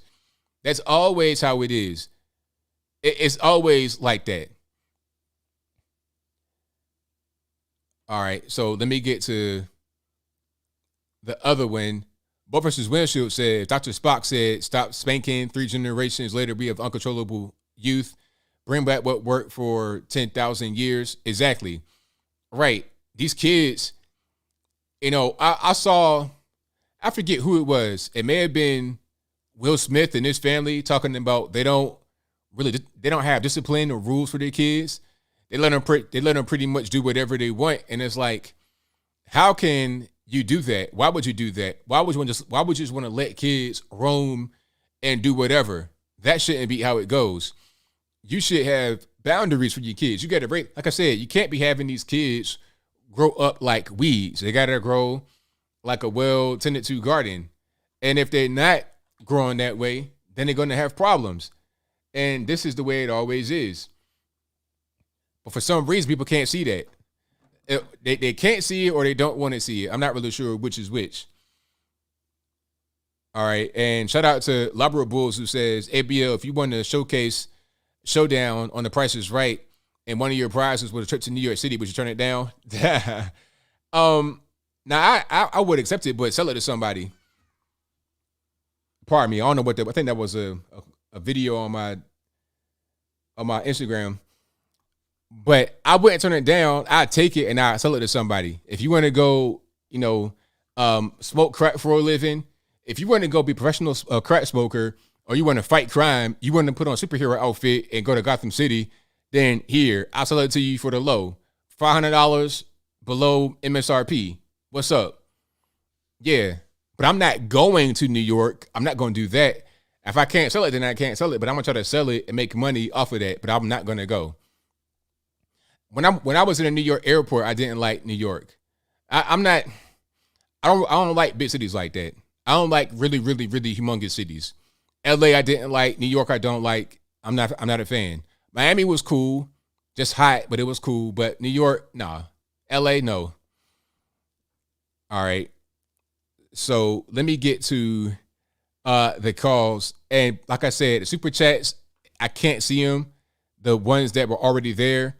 So pardon me for that. Like I said, it's not my fault. You got to blame the white man. I'm trying to see if I can see it on my device, if it'll let me see him here, but I don't think so. Yeah, I don't think it's going to let me do that. Yeah, it won't. All right. Well, hey, let's get to the calls. The number to call is 434-658-1220. Again, 434-658-1220. All right. Arizona girl, I know what you're naming them. Sorry, I can see your chats right here on the screen. So if you're not able to see them, I don't know what's going on, but I can see your chats. But Chicago is not as bad. Like if you're downtown, it's certain parts of Chicago. New York, the problem with New York is like the touristy areas are becoming bad. You having tourists getting beat down and robbed in New York City. Not so much in Chicago. Maybe I'm wrong about that, but Chicago, it's like in certain areas really bad. You can be in a really peaceful part of the city and then go down a little bit and you be in a war zone. It's kind of like contained violence. But in New York, it's like all over the place. Los Angeles, same way. It's all over the place. There's more violent areas, but a lot of the crime kind of sprawls out. A lot of home invasions and things of that nature way up in the hills. But Chicago's not quite that way. But maybe I'm wrong. Is it all over in Chicago? Well, hey, I'll pass. I will pass. San Francisco, no. I refuse to go. I don't want to go to. I don't want to go to California in any big city. San Fran, LA, nope, I'm good. Now, if I can go up in a faraway place, up in the hills somewhere, then maybe, but not in the big city, California. I'll pass. Maybe even San Diego, but that's kind of janky right now because of the border and a bunch of other stuff going on. Shout out to Joe Ryder 84 who says, if I were a judge, I would arrest the mother of these two monsters for irresponsibility of creating two devils. That is just me. Well, she did get arrested for trying to charge in the hospital, but there needs to be more of a punishment there. I understand what you are getting at for sure. I understand. All right, let's get to, somebody says North Side of Chicago is great. That's what I heard. North Side and downtown is not as bad. All right, let's get to them. The number to call, 434-658-1220. 1220, pardon me. If Skype wants to act up, you know it's not my fault. Blame the white man in the sky. All right, let's get to it. Let's go. 219 on the line. Who am I speaking to? ATC, my good friend. All righty, what's happening? Trying to keep my sanity in this crazy world. Right. From the racist rock to the segregation making a comeback, the highly educated and well thought of sophisticated aristocrats at the Obama party. Right. To now this. Where's the popcorn and the soda when you need it? Really? Exactly. Yeah. The first one about like the whole police killing and such. I think I heard that one of the officers that made it through said that Lori Lightfoot should never come. Don't invite her, nothing. She just practically barged in. So that's one of the reasons why the cops have turned their back on her. Okay. That's one of the, I think one of the rumors I have heard from. Yeah, I mean, that makes sense because if she wasn't invited there, it was no like, okay, we want you here, please come through. She just popped up. So it was like, okay, you're not invited. You're not really supporting us very well. So we're not going to support you. It makes sense. Oh, yeah, no doubt about it. Remember how last year was the whole defund the police. So all of a sudden now she cares about the cops. Right, exactly. And where you have everyone now is trying to sweep that under the rug saying, oh, no, we never said that about defunding the police.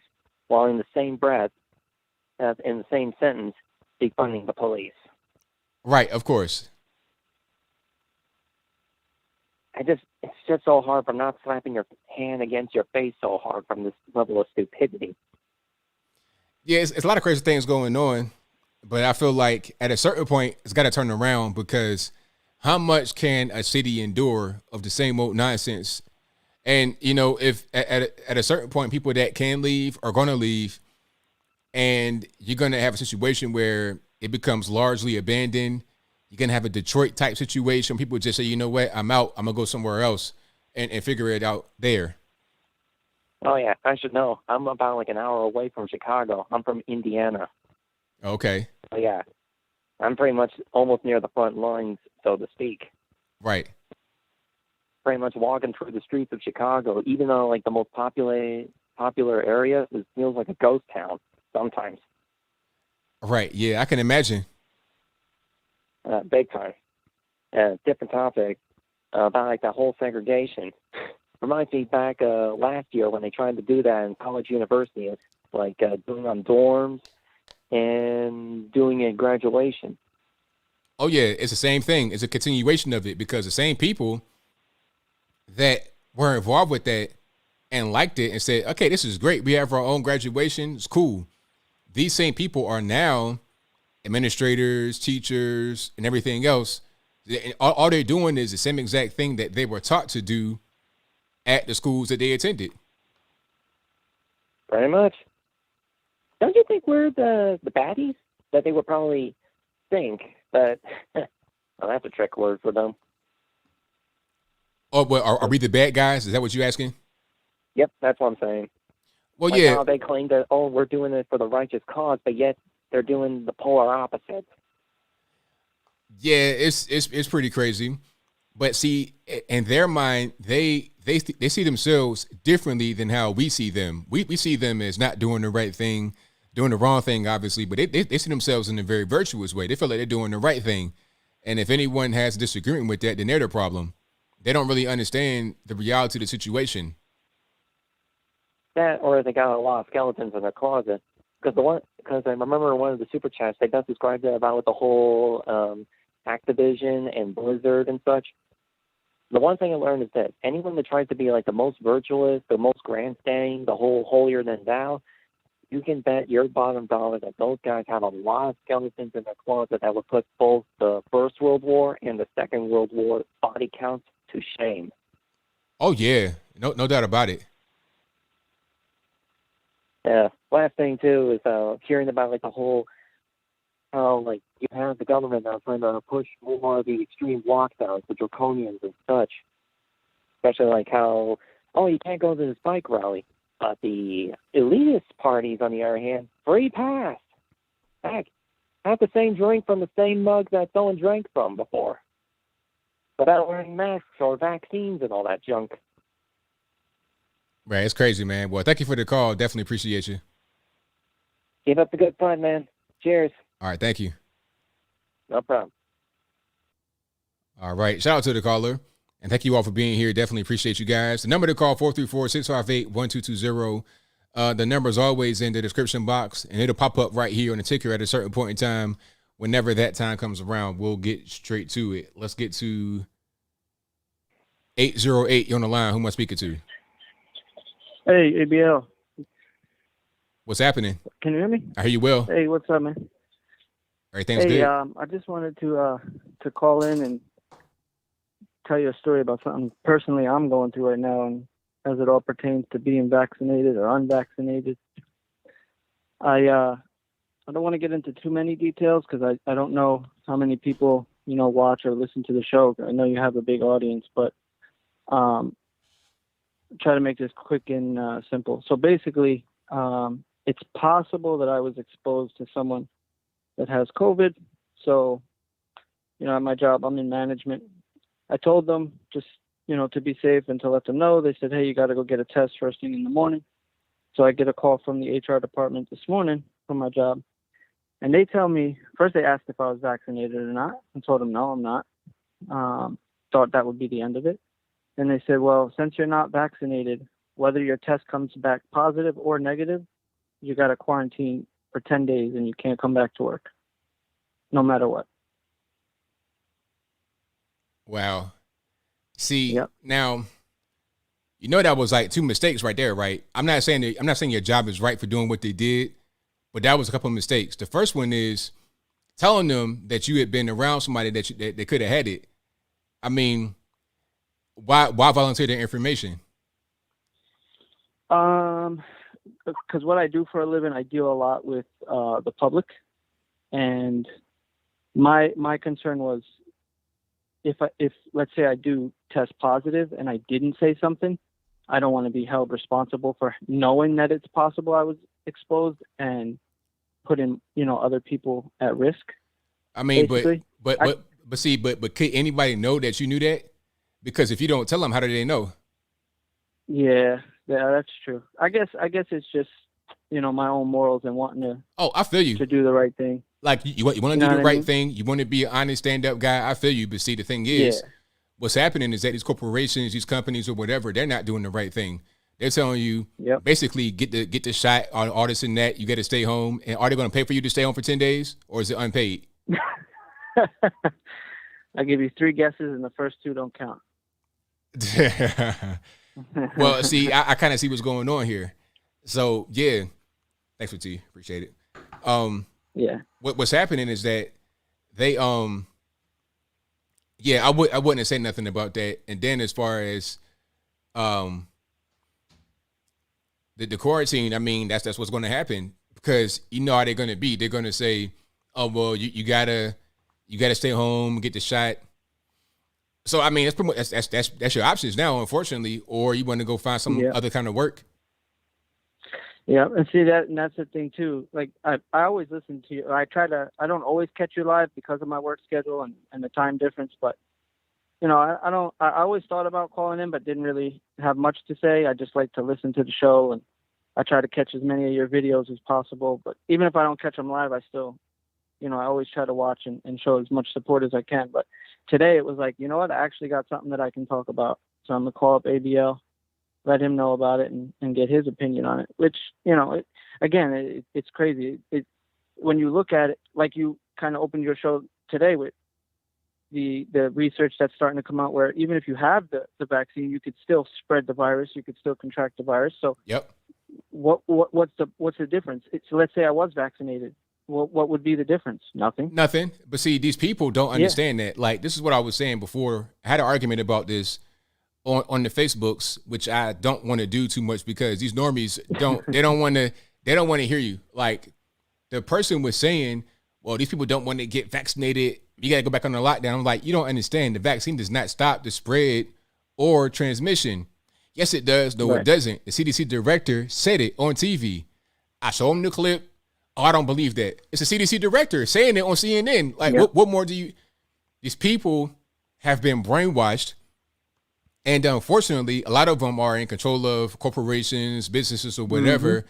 And then they just put out these random rules that don't make a difference. That's just kind of how the game works. So you want to be honest.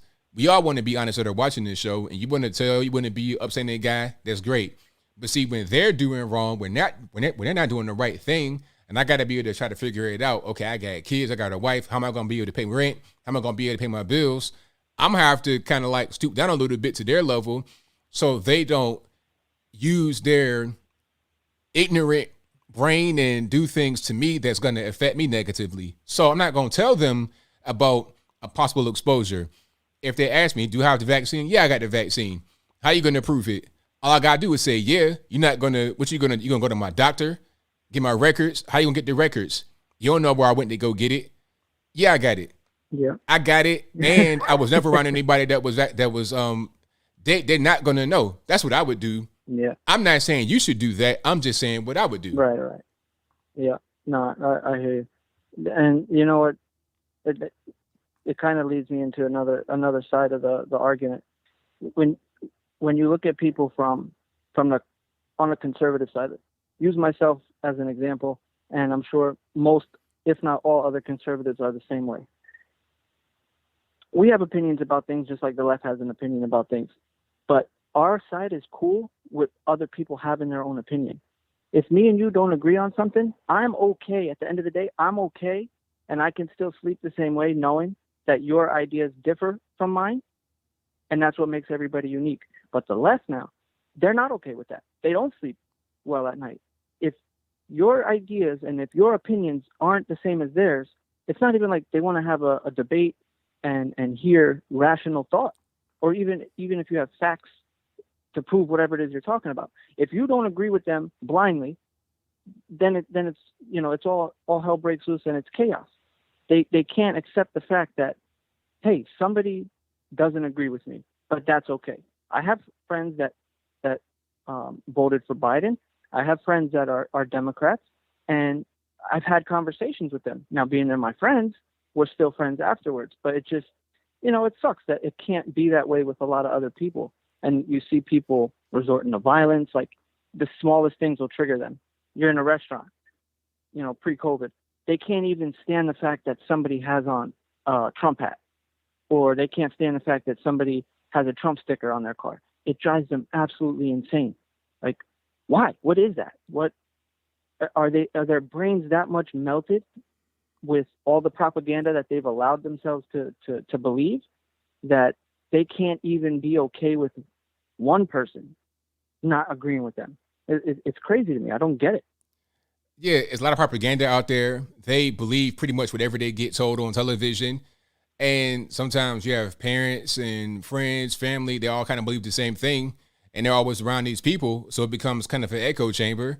So then when you come along with a different point of view, they've been trained to attack like a dog. It's like a pit bull getting trained to fight. That's how they are in their mind.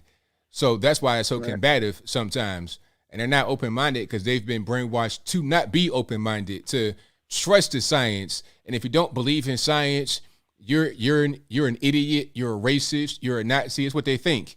And they don't know what actual Nazis were. So then when you get this whole papers, please type culture that comes around, they don't even understand what it is because all they know what they've been brainwashed to know, not real facts, not real life. But hey, man, thank you for the call. I definitely appreciate you. Hey, ABL, keep doing what you do, man. It's much appreciated. Thank you, man. Appreciate Have a good one, brother. All right. Yeah, shout out to the caller. Yeah, these people have been brainwashed. They don't understand what reality is. Oh, you're a Nazi. I'm going to punch a Nazi. The same people that said they're going to punch a Nazi are now demanding the papers, please type stuff to come back. Demanding it. It's a dumbest thing. They'll punch a Nazi, but they want to be a Nazi. How does that make sense? Make it make sense for me. You probably can't do it, but I'll move on. Let's get to the next one here. Let's go 305 on the line. Who am I speaking to? Hey, what's up, brother? How's it going? Everything's good. About yourself? Good, man. So, I want to say, before I go ahead and say this, I just want to say that I am a two-time Trump voter. I voted for him in 2016 and in 2020. But in one of his recent statements that he made on like his little message board that he has, I'm kind of disappointed in one of his recent statements where he's taking shots at Rand Paul, like dirty shots at Rand Paul. One thing that I want to say about Rand Paul, the senator, is that he's doing more right now for fighting for our freedom right now than maybe besides the same as any other politician right now. And especially with all these, Rand Paul, he just came out with that video basically telling us to pretty much stand up for our rights and fight against the CDC guidelines.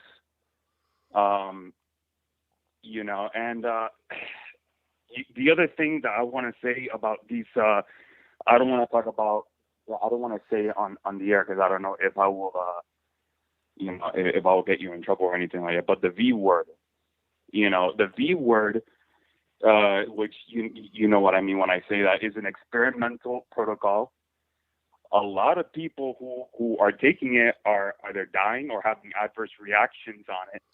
And Trump has been on the phone, on several phone calls with several news outlets and live, promoting this experimental injection, saying to take it, and telling school teachers to take it and whatnot.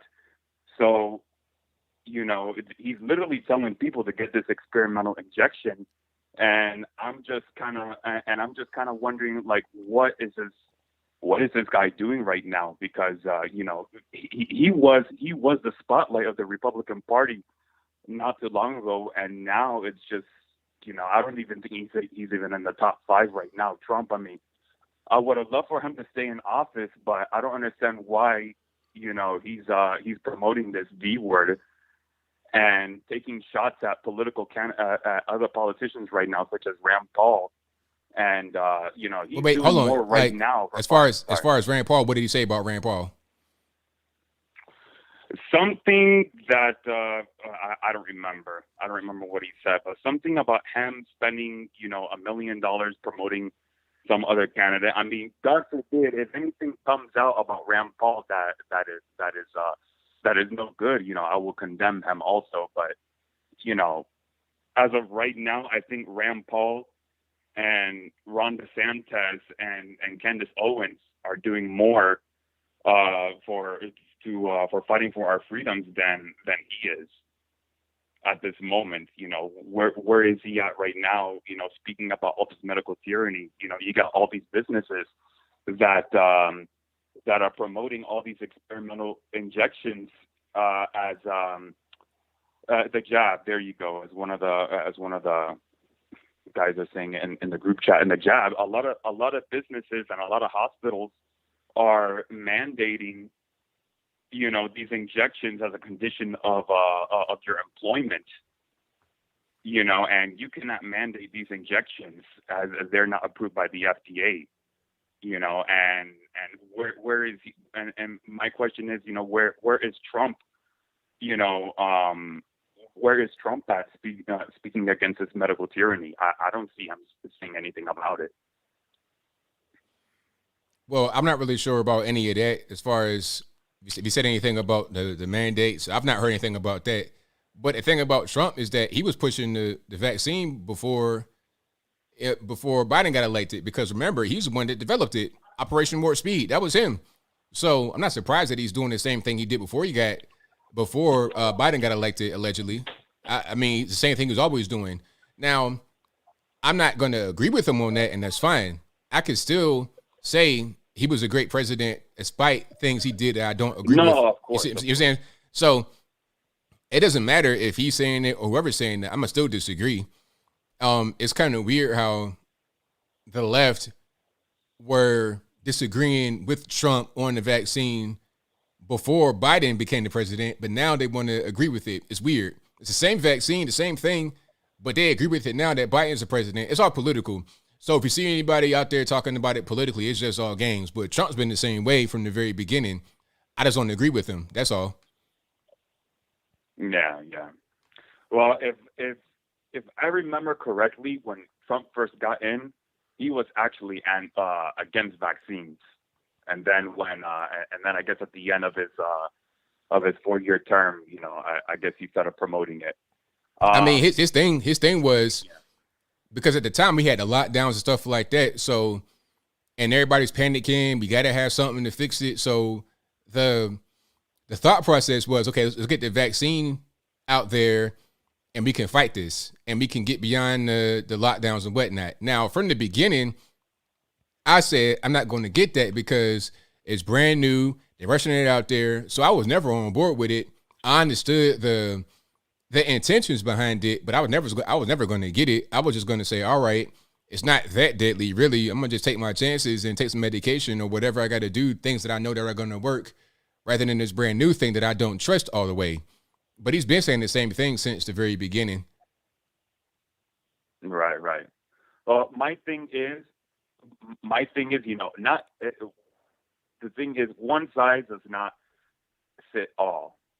So not everyone is going to benefit from taking this, or not everyone can simply take it because maybe they have another medical condition, like one of the band members from The Offspring. He has Guillain-Barré syndrome.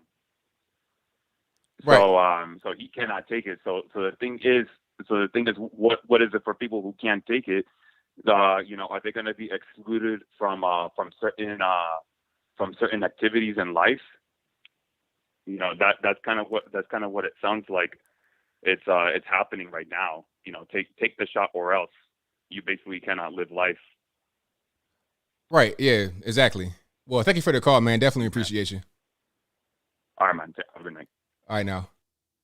Yeah, shout out to the caller. But yeah, Trump was always promoting that. It wasn't anything. I always disagree with him on that, and it's okay. And I still voted for him. Even though I didn't agree with that, I still voted for him, because what's the alternative? You're going to have Joe Biden, and we see what's happened with that. You have a disaster. This guy doesn't even know where he is. He doesn't know up from down or left from right or anything else. He has no idea what's going on. Let's get to the next call. 301, you're the line. Who am I speaking to? Benjamin Bussey. I got to turn my system out here. Hey, ABL, good to see you. Good to talk to you. I had three things I wanted to talk about real quick, and I'll be gone. In 1966, there was a movie came out. It was called The Fantastic Voyage.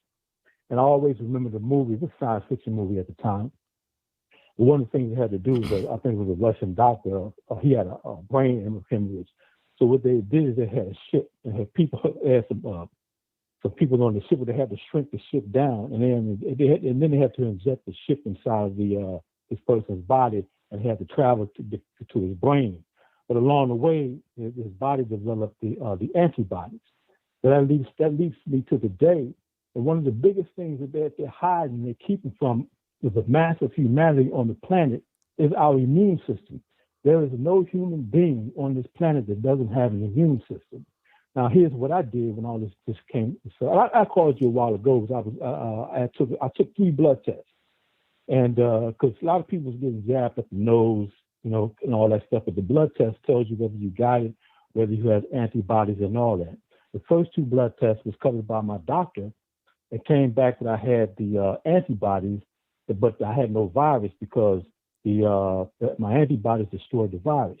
So then I wanted to jump to another level. I wanted to see if I had the T cells. And the T cells, I had to go to a private T Adapter, the private company that did the T cell test. And sure enough, I had the T cells. Now, and for me, and this is what I like to say, millions of us, all human beings on this planet, I'm pretty sure millions and millions of people have the T cells right now. And the T cells, I think, are produced by the bone marrow, which gives you a longer lasting immunity. And Dr. Fauci and all his clowns are trying to play it down where they keep saying that the T cells ain't going to last long and all that. They're trying to push out our own natural immunity to the side and try to get everybody to take this vaccine. So far, they're succeeding at it. Because, and I have to say that everyone has an immune system, and I challenge everyone to go get the T cell test, because you have people that probably have the T cells right now, but they are injecting a vaccine over the T cells, their natural T cells, which is going to cause a serious problem. The second thing I wanted to talk about, I don't know if you had checked out, Tom Hanks, his son, I think his name is Chet Hanks.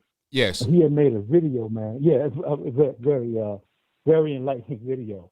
And the last thing I wanted to check out, I leave a lot of comments on YouTube.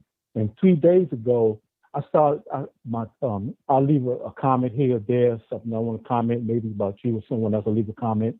But now with YouTube, I don't know if you know anything about this, or if anybody in the chat knows anything. Anytime I try to leave a comment now, this is what comes up. It says, this action isn't allowed. So what am I being blocked from leaving comments on YouTube? Anyway, man, hey, I just wanted to throw that at you and throw this out there, and have a good night and enjoy your content. Thank you for the call, man. Definitely appreciate it. Okay, you got it. Yeah, good call. And if you're seeing that this action not allowed on YouTube, you probably are being blocked.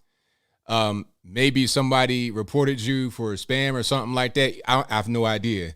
But you're being blocked from commenting. Maybe you got an email saying that you were being blocked. I'm not really sure. Maybe you just didn't see the email. But yeah, it's a lot of things like that happening on the internet. And I did see Chet Hanks, Tom Hanks' son. That was a funny video because he started it off first. Matter of fact, can I play that right quick? Hold on. And thank y'all again for being here. Definitely appreciate you guys. If you enjoyed what you're hearing so far, go ahead and give the video a thumbs up. That'll help me out a whole lot. Oh, I saw somebody in the chat. They said that I'm a fake Trump supporter. I think that might have been the troll, but it's like, how am I a fake Trump supporter? I said I still voted for the man despite my disagreement with what he did. The facts are that Trump did have Operation Warp Speed to develop the vaccine. That's a fact. The fact is that he was promoting it. That's a fact. Nobody can deny this. Yet and still, I still voted for him because although I disagreed with that, and from the very beginning when he was talking about the transgender bathroom issue, saying it's no big deal, I didn't agree with that. That wasn't enough to be a deal breaker, because I understand you're not gonna have the perfect candidate, the perfect person in there. I'ma still ride with the winning team to have the best chance of us being able to have some success when you're talking about the leader of the free world. It's very simple. I'm not gonna let little small squabbles get in the way of having a winning person in office.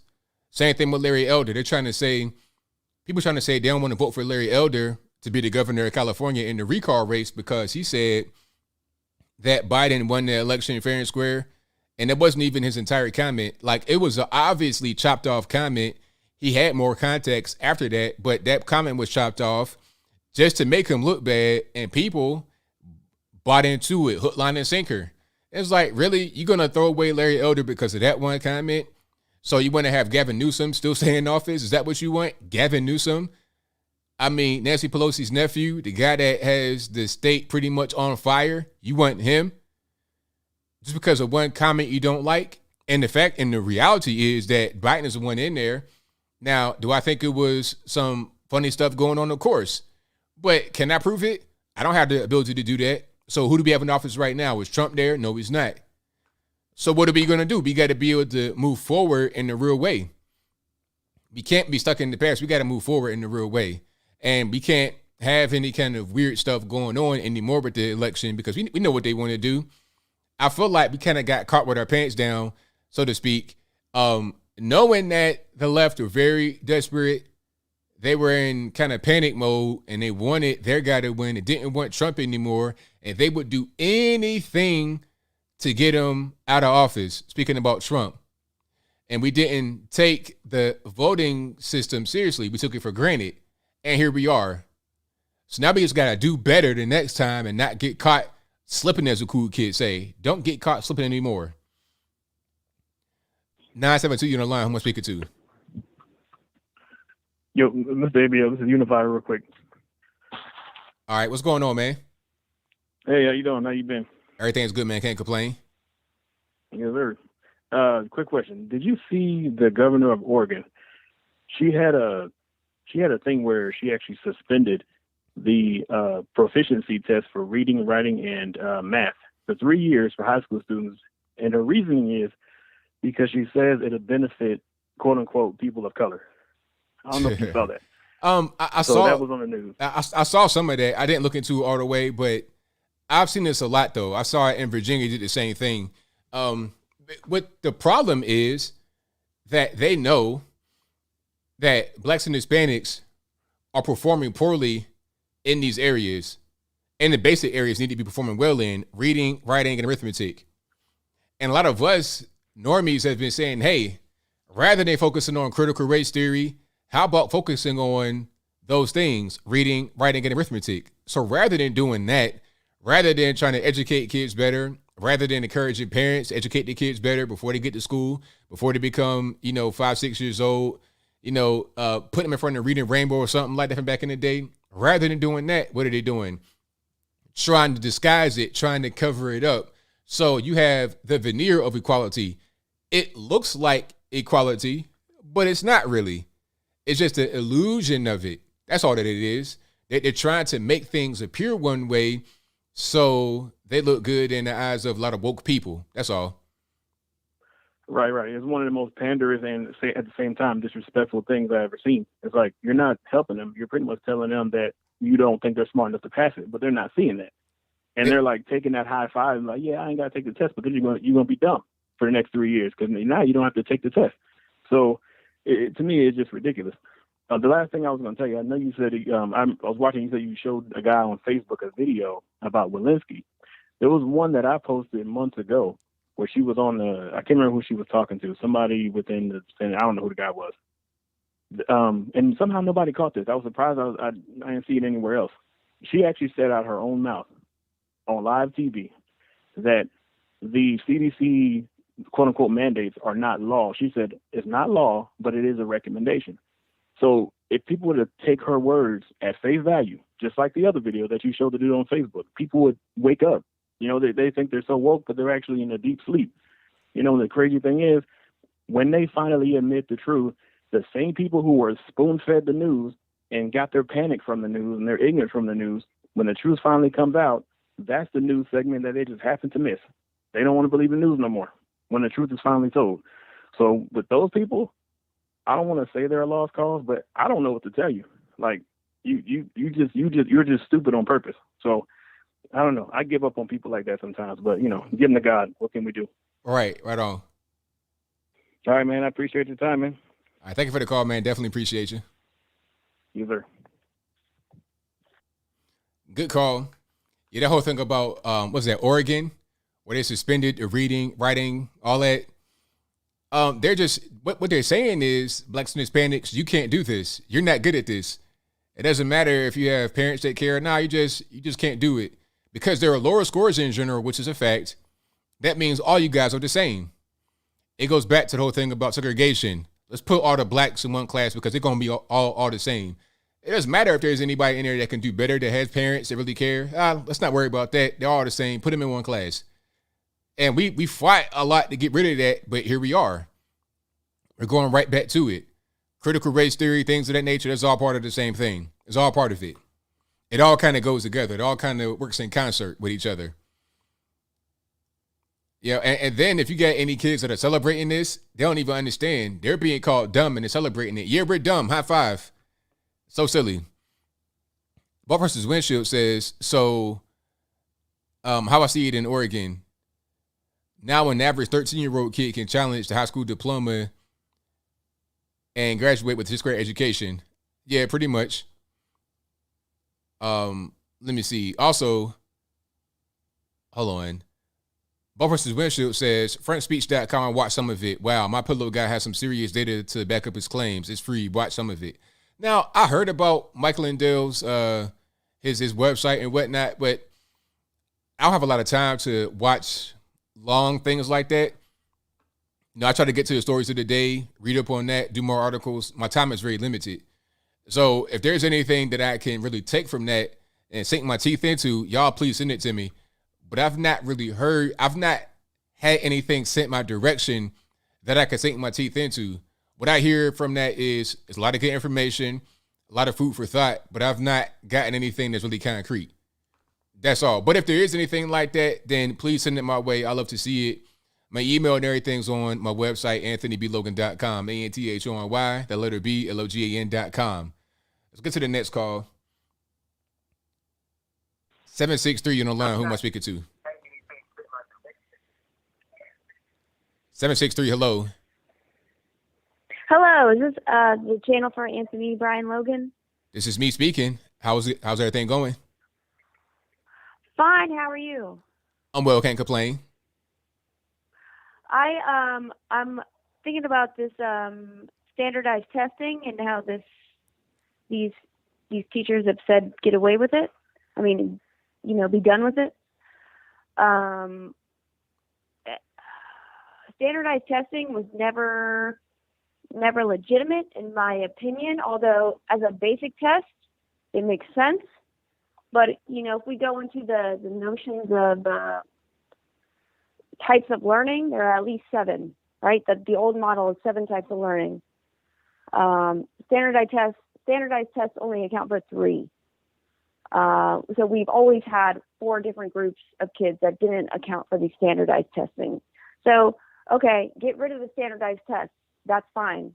But if you are not replacing it with anything else, then it's useless because we're literally telling the children you don't have any accountability, when in fact, why don't we find out what they are good at so they can be accountable for what they are good at to make them feel like responsible members of society. So, I mean, okay. So my question to you would be, if we eliminate standardized tests, what do we replace it with? What should go in its place if we get rid of it?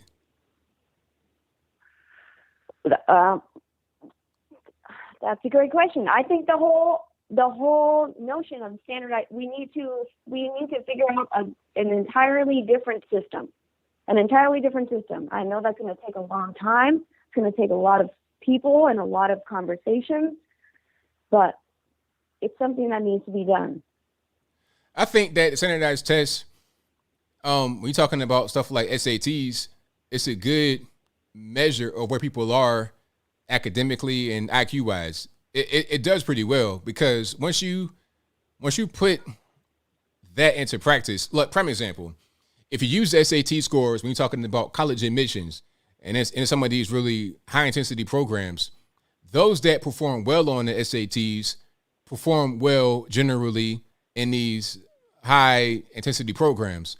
Those that perform poorly on the SAT perform poorly generally on these high intensity programs. This is why when you have affirmative action and the kind of invisible quota system come into the mix, the kids that don't benefit from affirmative action get in there based on straight meritocracy.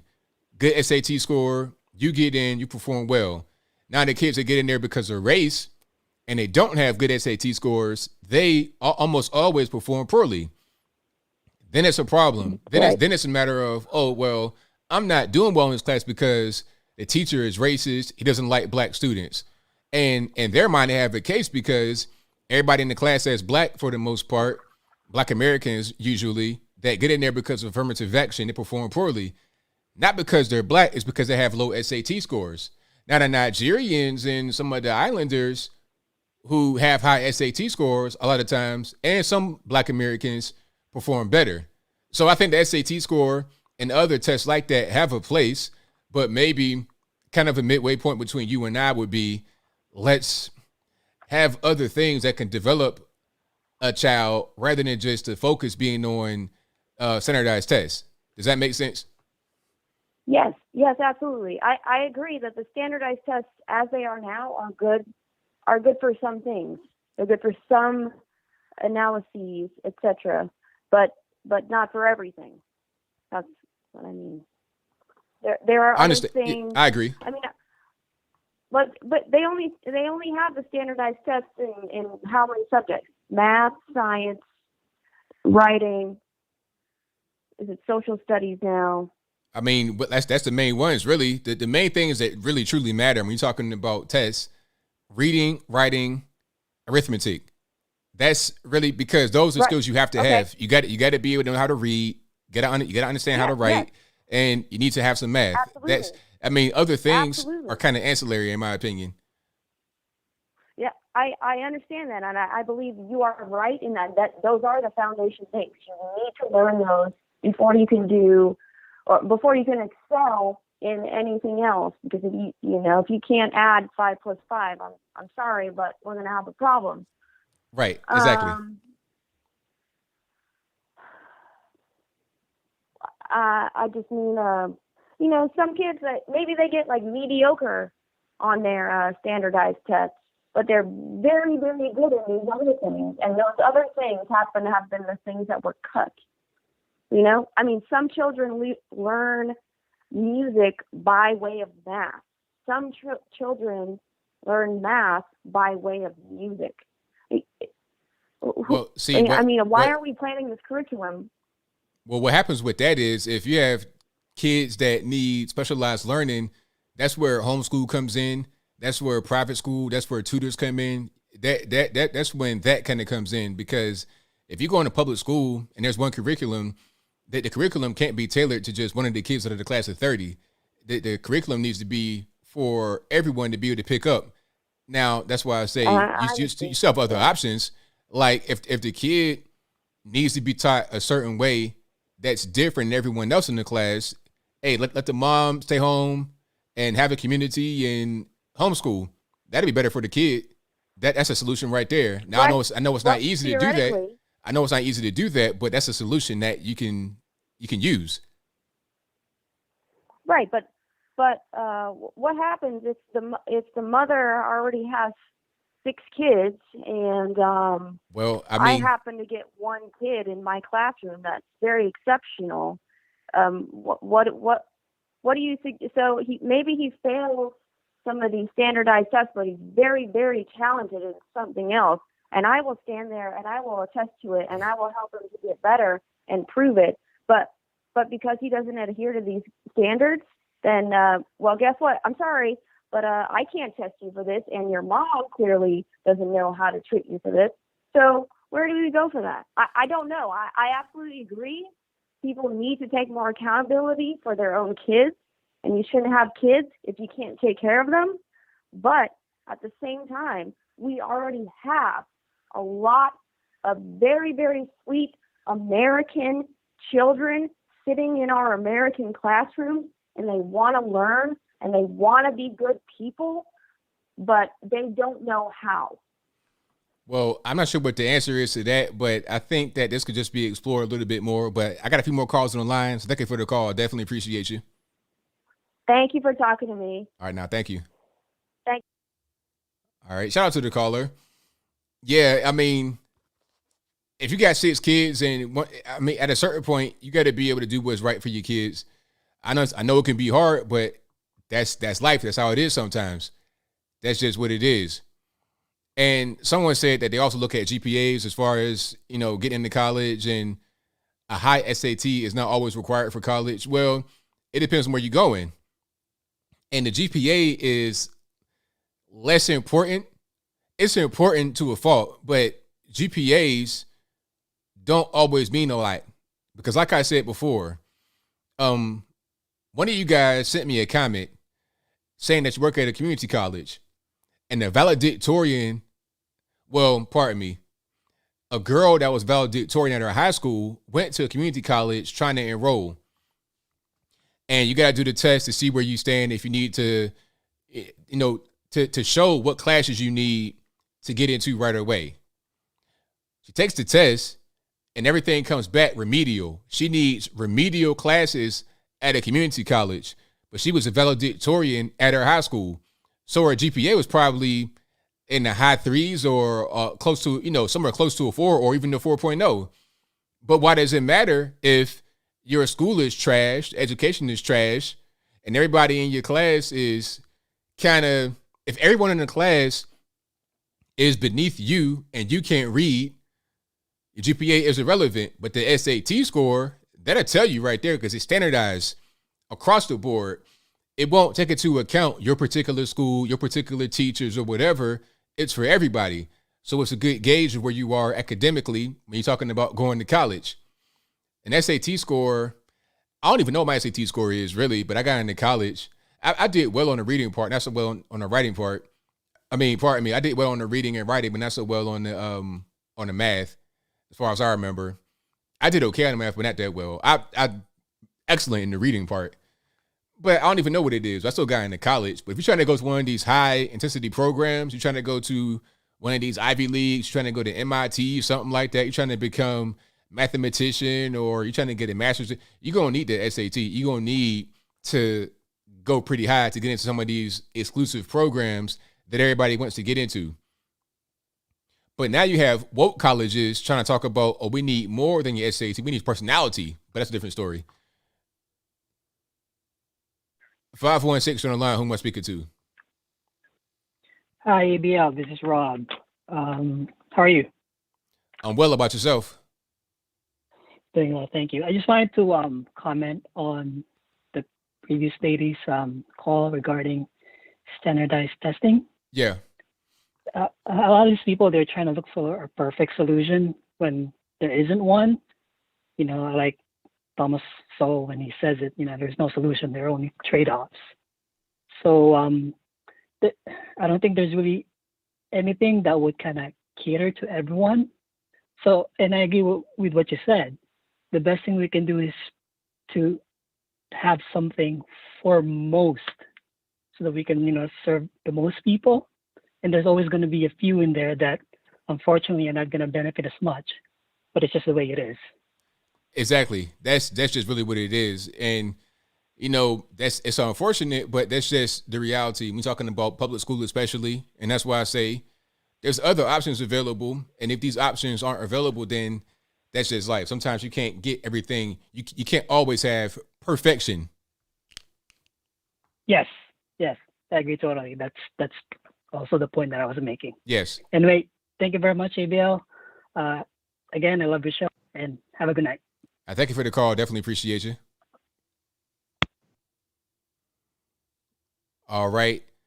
Shout out to the caller. I have a video here from Libs of TikTok on the Twitters. LIBSOFTIKTOK, Libs of TikTok on the Twitters. And I just came across it on my timeline just now. Because I like to check when I'm doing the show to see what's going on. If there's any breaking news. Because I do breaking news sometimes if I'm going live. And this particular person, the headline here says, or pardon me, the caption says, Kentucky teacher shows off entire school decked out in BLM and pride flags. So we're talking about getting rid of critical race theory, all this woke stuff. What's what we're talking about right here.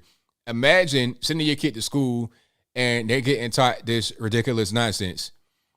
Okay, and I guess it's a question right here that she may respond to. And the question says, where do you teach that you're allowed to put up the pride flag?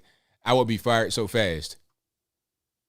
I teach in Kentucky, and I am very grateful for my district and my school. And I'm not the only one who has flags up either. This is another classroom. So she's in a different classroom with her camera, and I see one of these new pride flags with all different colors on it, all the triangles, different kind of shapes and whatnot. And then I see the Black Lives Matter. And there's one right there, and I don't know what that is in the middle. I can't tell what that is. There's another one, pride flag with all the triangles and shapes and stuff, and then the BLM and something else with a big purple background with something else in the center. I'm not really sure what that is. They make up new flags every single day, so I have no idea what all of them are. Another one. This right here, it's a sticker that says safe zone.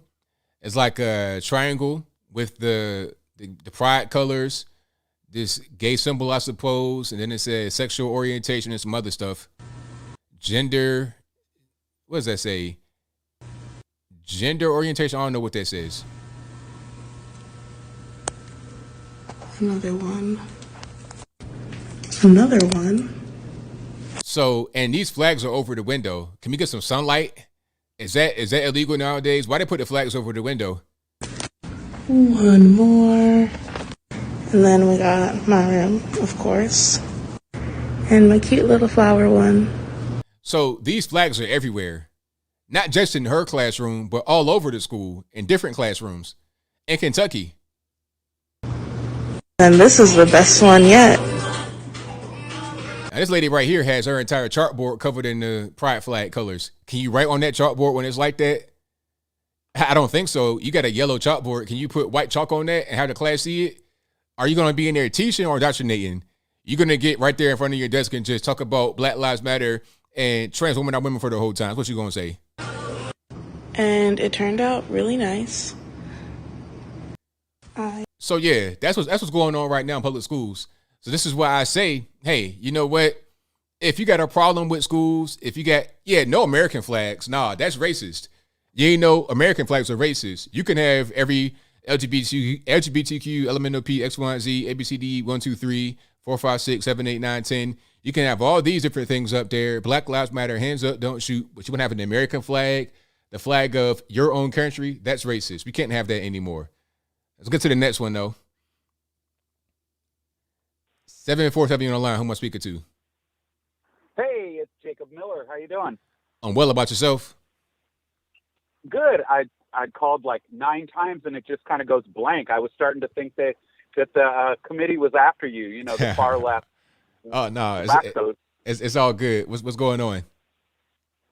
Oh well, I was going to talk about one thing, but after listening to that last lady talk about education, I want to throw some things out there because no, the traditional testing, it's very relevant and it's very specific. It talks about basic job skills. You know how to read, you know how to write, you know how to add, those are basics. We should never lose that. I mean, there's nothing wrong with recognizing that there are people who, like they say, the F people who flunk out either, wind up on the street or they become like, the big entrepreneurs in the world, right? The Jeff Bezos and Richard Bransons and whatever. But there should never, ever be a discussion that you get rid of, basic skills because you need them if you balance your checkbook. You need them if you go try to, make a resume, fill out a job application, fill up your gas tank, all that stuff. That's right. I mean, she said she's a teacher and, I did a little teaching. I've got a medical degree and I've lived in life, whatever. But, I just had to throw that in there because, that's the whole thing on the left. Oh, get rid of this and get rid of it. Sure. I have a brother who's a genius who never graduated high school. But, without that, it took him 30 years. He's now almost 60 and he's finally, making a decent living. You can't get hired. You can't do a resume. No one wants to hire you if you can't, if you don't have basic skills. It doesn't matter how smart you are unless you, invent a PCR test or something of that nature. Exactly. For regular people, for the average person, like you said, who does not become Jeff Bezos or something like that, Bill Gates or whoever, I mean, you still got to be out here. You got to work. You got to bring something to society. And if you don't have these soft skills, if you don't have anything that you can do, I mean, you're going to be, you're going to be a McDonald's fry cook, IHOP fry cook when you're 45 years old. And it's like, what have you done with your life? So, yeah, I agree. Yeah.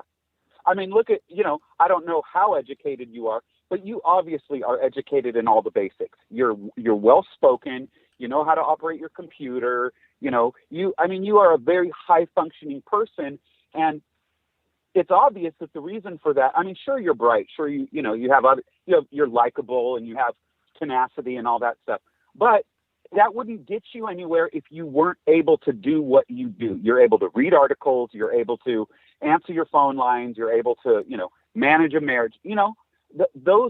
That should be a given. That's just, it's like learning to walk. Okay, you don't need to skate.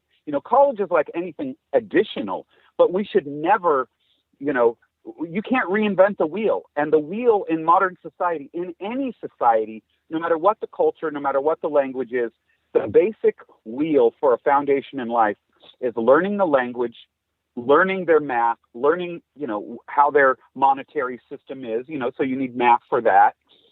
It's all that stuff. Right on. 100% correct. Okay, so just real quick, because I know you're very popular, and I'm so glad you're popular. I heard you mention the Mike Lindell thing, and you didn't actually go watch it, and I didn't watch all of it, but the very basic. There's a whole bunch of videos, but there's one video that you can see, and he's sitting there with a physicist, and they're looking at a graph. And what's really scary, and I just sent you a super chat that mentioned how scary it was, is that they discovered an algorithm that was used to change, to affect the overall numbers in almost every single state. So I don't have the link for you, but there's a series of videos, and if you go to the page, it's called Frank's Speech. You go to frankspeech.com and scroll to the very second video. It pretty much explains it in the first 10 minutes, so you don't need to see all the videos. I'm sure he'll get more specific, but it's him and this physicist, and it's absolutely amazing. And I can only hope that people on the right have the wherewithal to take this to the Supreme Court, because it's unequivocal. When you watch the video, I know you're not supposed to say the F word, the fraud word on, I don't want you to get deleted. So we won't say that it was that, but we can say that there are specific algorithms that were used in almost every single state. And that's all I'm going to say. Definitely watch it. You will be blown away. I'm a skeptic. I question everything. I think I'm a smarty pants, so I don't take anything at face value. And, it's definitely worth your while to watch it. Well, I'll check it out, man. And thank you for the call. Definitely appreciate you. Yeah. God bless you, dude. All right. Thank you. Uh-huh. All right. Shout out to the caller. And the phone lines are blowing up. I'm going to try to get to everybody as soon as I can. Y'all just hang tight. Alrighty, Matt. What's going on? ABL, what are you doing? Not too much, man. Just, doing my thing as normal. How's everything? Good. Let me kill your side tone here 1 second. Hey, man, my kids used to love Paw Patrol, but I guess now that's like bad, right? Did you hear about this? Well, because the Paw Patrol dog is like an officer. Yeah. So this cartoon dog is somehow problematic. Yeah. The cartoon dog was kneeling on the other dog. And they had to put a stop to it. But then Gonzo is gay now, I guess, like from like Muppet Babies and stuff. And Gonzo is like he's queer folk now and wants to wear dresses and stuff. That's right. It's gone crazy. I only had something kind of real quick for you. Man, I've been saying that the United States is going to break up. I saw it 2 years ago. I'm convinced, and I almost feel like I'm watching it happen. And 2 years ago, I felt pretty laughed at, but now I feel like I'm like an elder statesman, and I'm the most sane voice in the room. There's no way we're going to survive another winter. Like states, like you got DeSantis out there saying we ain't going to mask up. And what's your thoughts on that? You think Florida's going to snap off and just go be its own country or something?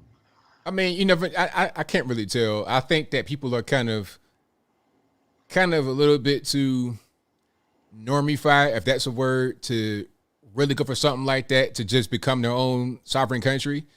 But I think what's going to happen if we don't go down the road of just kind of like balkanizing, we'll just become, it'd be more about states' rights. We're seeing it happen right now because Florida wants to do a thing, and then you have cities in Florida that kind of don't want to do the same thing that the governor is doing. He's trying to punish them, and then the federal government, they're trying to punish the governor too. So it's a lot of conflict going on, and I feel like it'd be certain areas that operate one way with their government locally, and then, like, for example, Austin will be like a little enclave of California, but Texas won't really go that way except for some of the big cities. Yeah, I go down to Texas, and I was even surprised to see how many people were mask wearing and stuff out there, and like you're right, it's kind of like little pockets. Yes. Yeah, but I mean, like we're failed states at that point because like a state is a monopoly on the use of force, and it's uniformity of law and equal, universal law is like a truth, right? The same laws have to exist everywhere and apply to everybody. And then, I don't know. I see us kind of balkanizing. I think the economic impact is gonna hit pretty hard this winter. But man, I want to listen to the rest of your show and get some of the callers in. I appreciate you taking the call. Thank you for the call, man. Definitely appreciate you. Yeah, be good. All right, shout out to Matt for the call. Let's get to the next one. Victor, what's going on? Hey, thanks for taking my call. No problem. Hey, thank you for doing the video on that eviction moratorium, because that really confused me when I heard the CDC was giving that out. I was like, wow, they have that power to tell people not to pay their rent? Right, exactly. Yeah, but that shows how the government is trying to crowbar socialism right there. They say that, oh, you're trying to make money off your property by exploiting people from rent. You don't own that property. That's what they're trying to do. They're trying to sneak it in because they know that people are going to push back on socialism. So they want to try to do it behind their back. Right, exactly. Because the message is you don't have private property. That's not yours. That's ours. That's really what it boils down to. Yeah, exactly. Also, I know that most people didn't watch the Olympics, or what they call it as woke Olympics. I did. And I do want to bring in some positive things that was in the Olympics. First off, I was binge watching the wrestling competition on the second week. You will bypass the wokeness the whole time. In fact, if you binge watch the wrestling, then you wouldn't even recognize that everything's woke. Also, that Rachel Saunders, the one that put that X when she won silver. Yeah. I actually appreciate that because you know why? China won gold in that event. So it took all the attention away from China. Okay. Yeah. I didn't even know that because all I saw was her do that. I didn't know anything about China winning. Yeah, and she broke the world record in that event too. Oh wow. So yeah, so I did appreciate that. Everyone was talking about Simone Biles quitting, but they overlooked the Jamaican gymnast, where she was playing with an ACL tear, but she was motivated and to make sure that she competed. Yet though, thanks to Simone Biles, we overlooked that achievement.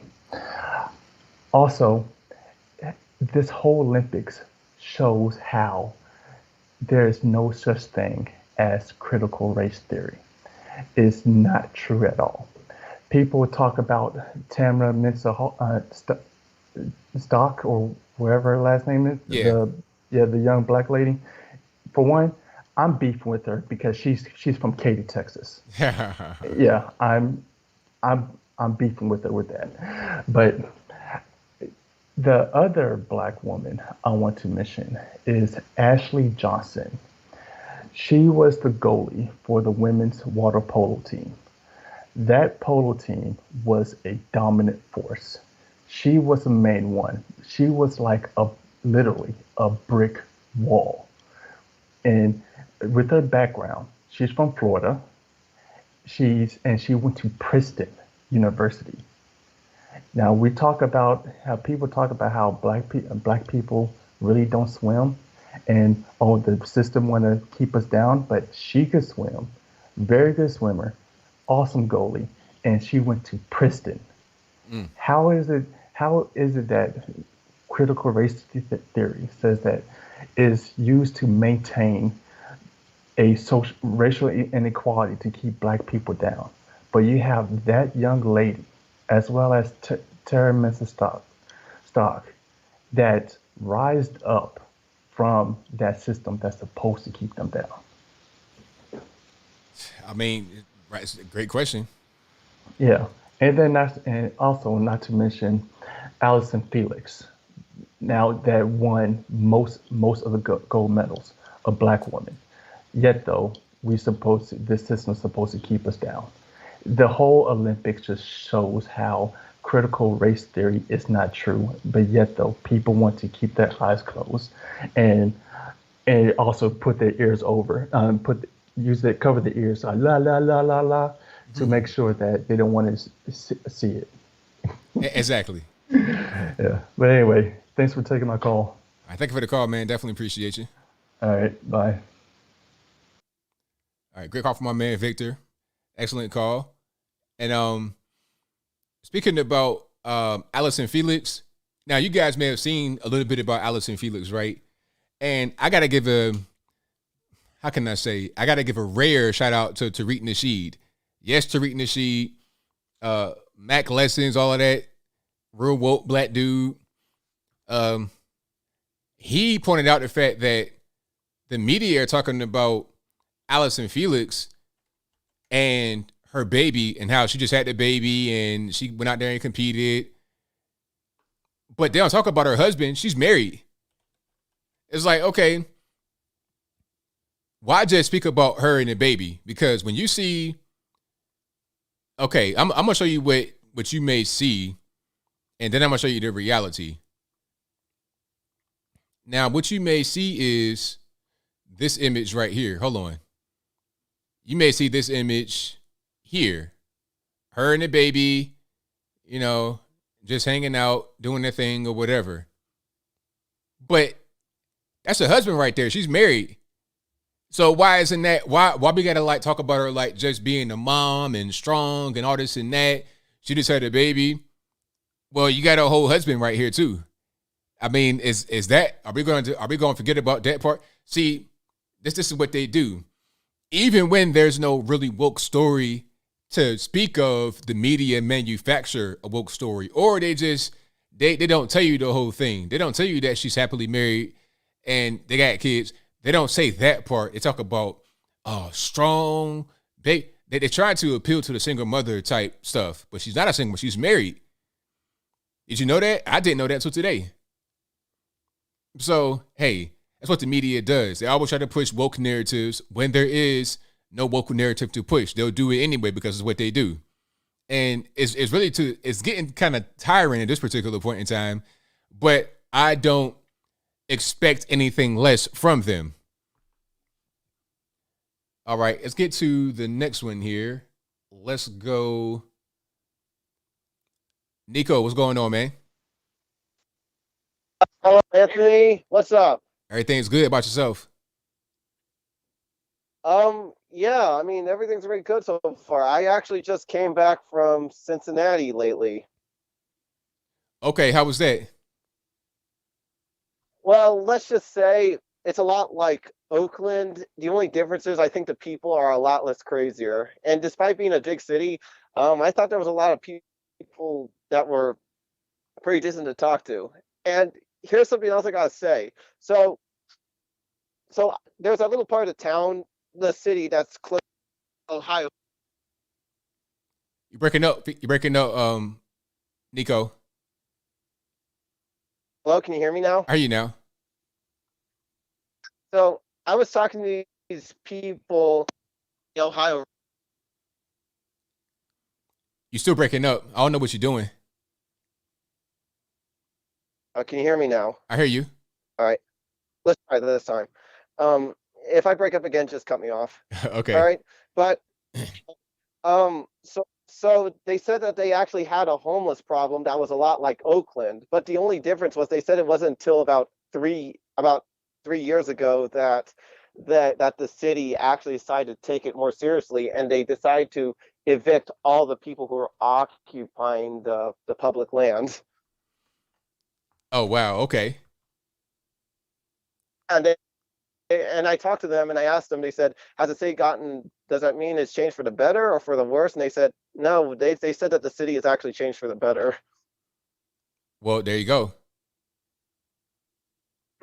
And so I had a friend who because I had a friend who actually lives out there, I actually talked to his dad, and he says that regardless of how the government goes, they said that the people here, they said they're welcoming people, which I agree to that to an extent. I mean, I agree that the people are very welcoming, but from what I heard of that, they don't seem like they're going to back down regardless of how authoritarian the government gets. They said that if they need to fight back to preserve the freedoms of America, then by God, they said that they're willing to do that and die doing that too. Of course. Right on. Mm-hmm. And so, okay, so I wanted to say something else interesting. So on the way back home, there's another story. So I was coming back home, and I was actually flying from Boise, coming from Cincinnati. I had to fly to Seattle, and then I had to fly to Boise before coming back home to Sacramento. But when I was on the way home when I was flying from Seattle to Boise, I happened to be sat next to a woman who happened to be a white liberal woman and then all of a sudden I was talking to her, and I had a pretty decent, legitimate conversation. And this one thing she brought up to me was that she went to, it's like, oh yes, I was like, I went to a lot of feminist groups. I went to Amnesty. I actually participated in Amnesty International. And my first impression was thinking, oh boy, here we go with this stuff. And then I told her about that, and then she asked me, like, what's it like being a person of color in this country? And I said, I never actually gave it any thought. I mean, true, most of my friends are white, but they still are. And I said, but I don't really look at it like that. I just look at these people that something we could emphasize. And I gave her a more realistic conversation that I told her that racism is not going to go away either. Like, all right, you broke up again there, Nico. Like you're yeah, you know what? I said, so I told you about this liberal woman I was talking to on the plane, right? Uh-huh. And told me, what's it like being a person of color in America? And I said, I never gave it any thought. And I said that most of my friends are white, but it doesn't really bother me. All I care about is the common interests I happen to share with these people. That's right. That's what matters the most. What do y'all have in common? I mean, that was like the most baffling question, I guess, for someone like me, because I grew up with a lot of white friends, and it was the most baffling question someone would ask me, what's it like being a person of color in America? Right. And I said that, yeah, sure, there's racism in America, but I said, it is what it is. You just got to live, you just got to accept people for what they are at times, even if they have like the most horrible views, and to an extent. Right. All right, but I know you have a lot of calls right now, but I'm probably going to end it here, Anthony. Sorry for the connection. Oh, it's all good, man. Thank you for the call. I appreciate you. All right. Shout out to my man Nico. Yeah, it's all about just how do y'all get along as individuals. All the other stuff is not as important as just being able to get along, for sure. All righty, man. What's going on? Oh, that's my man. ABL, it's Tyler. Hey, bro. All righty, what's happening? Hey, I was just thinking, now that the love gov is gone, that the wokety woke crowd might be going after Grandpa Joe next. What do you think of that? Hey, they might do it because it's kind of frail out there. Yeah, and he hasn't delivered on any of the things for his little socialist agenda for these people. No free college. Where's his solar panels? Where's the windmills? Where's the $35 an hour labor jobs in West Virginia that's going to replace coal? He's junk, bro. He ain't done nothing. They got to get him. Yeah, I mean, I feel like he might go out there one day and just kind of fall out.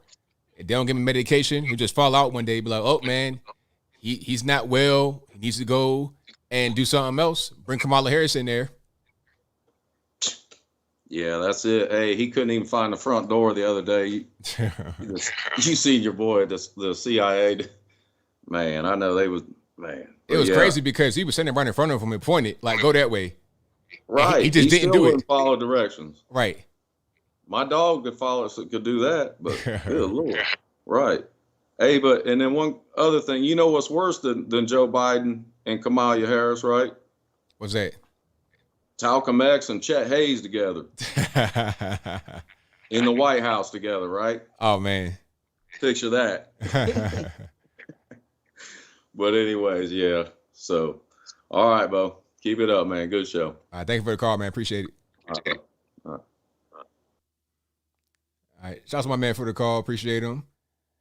And let's get to some more here. Let's go. Oh, the number to call, of course, 434-658-1220. Again, 434-658-1220. The number is always in the description box below. All right. And the phone lines are jumping. I'm going to try to get to everybody as soon as I can. Y'all just hang tight.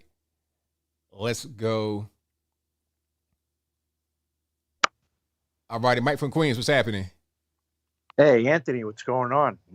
It's been a long time. Yeah, long time no talk, man. How's everything going? I'm okay. How's married life treating you? Oh, everything's good, man. You know, no complaints at all. Everything's just great. Oh, that's good to hear, man.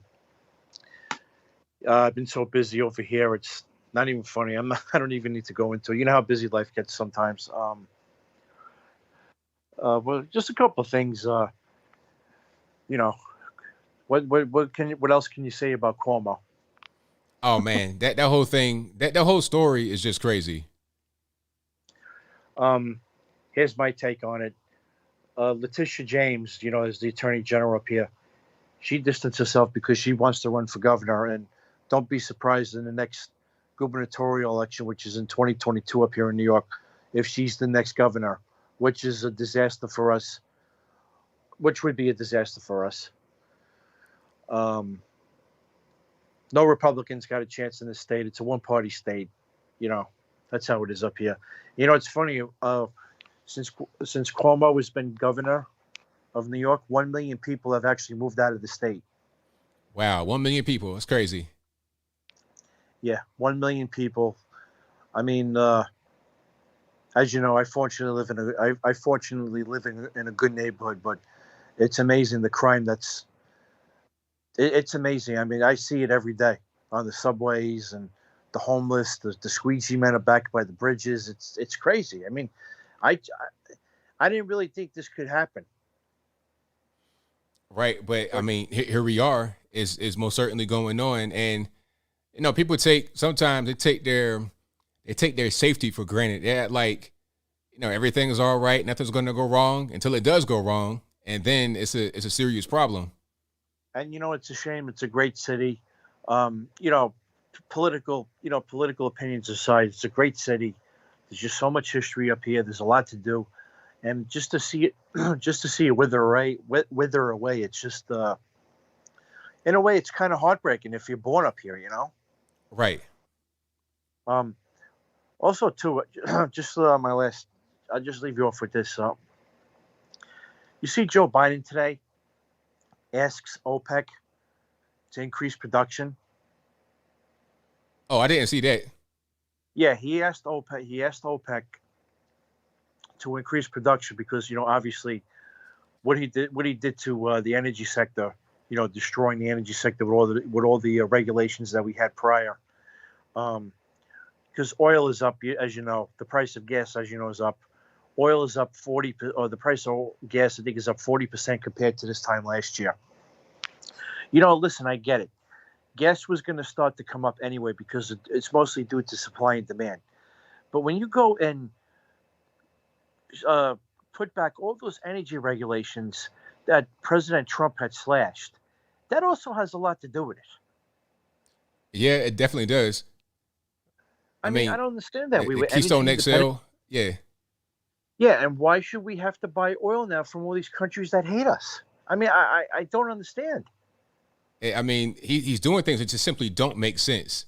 It's one thing to try to talk about, okay, we want to be green, all of that. Okay, what you're doing doesn't make any sense. You're going to say and do certain things and then go and undo it in the dumbest way possible, talking about OPEC. Why not domestically? It just will make sense. But he doesn't want to do things that make sense. He just does whatever he's being told by the handlers. He's not actually in charge.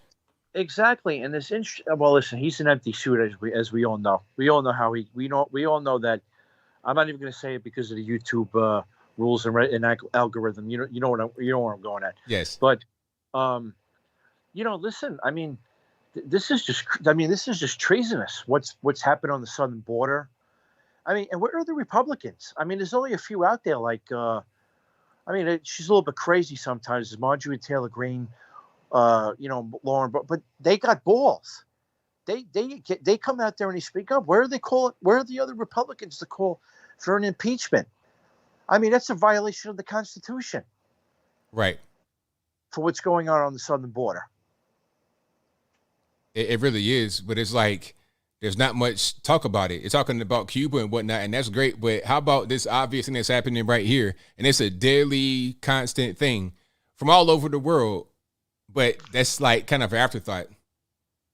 Yeah, and I actually had two friends that live not too well. They used to live maybe about 5 miles from me here in Queens. They actually just moved down to Tennessee. Oh well, hey, we're seeing them all the time, every day from all over the country, all the time.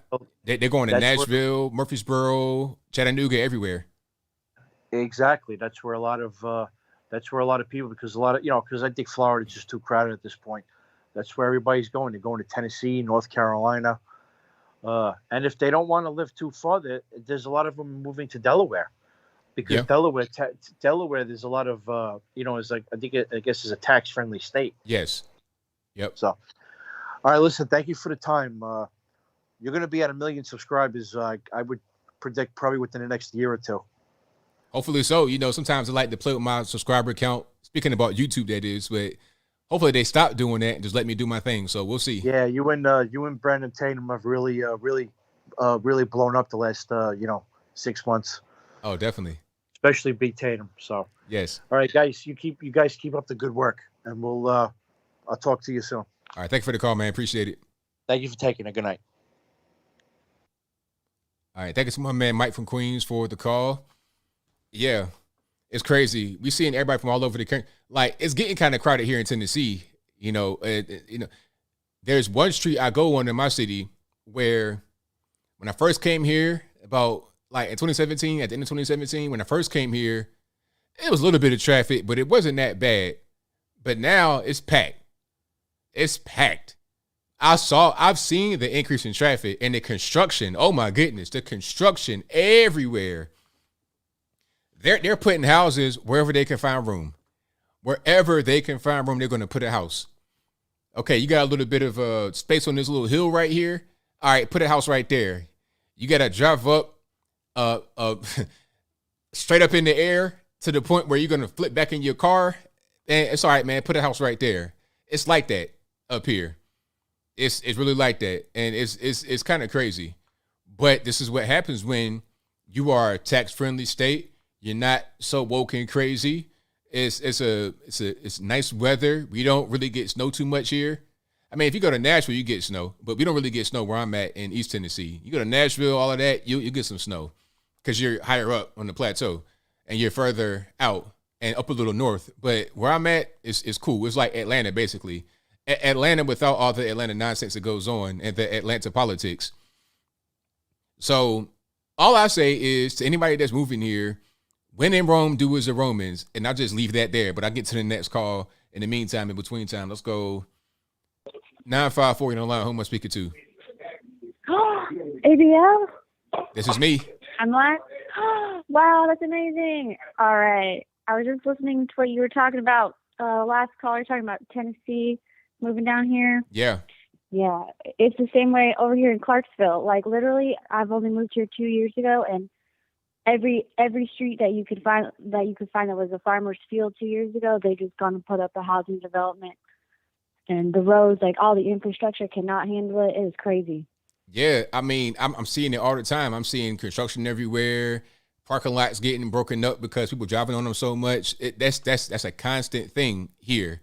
And if I go to like Nashville, like if I go to like Murfreesboro and stuff like that, oh, it's packed, because everybody wants to go right there. That's when they think Tennessee, they think Elvis and country, so they want to go straight to the center. And I like Nashville. Like, Nashville's fun. It's fun for a good time, but yeah, the liberal policies and everything there it's a nightmare, and it's spreading everywhere. It's spreading out here to Clarksville.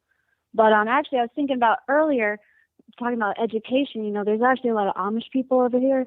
We're on the kind of by the Kentucky border, and they only have an 8th grade education, and you know, they're capable people. They've lived their whole lives just on 8th grade education that their mama gave to them. But you know, they got skills and they're able to make it work. That's right. I mean, that's how they have skills that you're always going to need these skills. You know, how to build a home, how to make food, how to grow food, how to raise. Like that's always going to be a skill you need. And that's like my great grandfather. He had a 3rd grade education, built 2 houses that still stand to this day back in the 60s in West Virginia. You know, but again, he had skills that a lot of people don't have now. It's absolutely. I never knew about any of this. I mean, I grew up in Broward, so it's like big city. Wait, in whatever, Florida? coming out here and Broward. But yeah, like we spend most of our money now with the Amish because they have grocery stores. You know, they have everything you want. Like they got milk, dairy products, chicken, eggs, everything that you want. We just, you know, do all of our business with them pretty much because it seems like they're like the last sane people around. You know, they don't care about. They're not scared of COVID, running around with masks on and all that stuff. And they just really work hard and get stuff done. And I was just thinking about that with that teacher earlier. You know, public school is not going to save the society. You know, like one teacher is not going to change the culture. So. Right.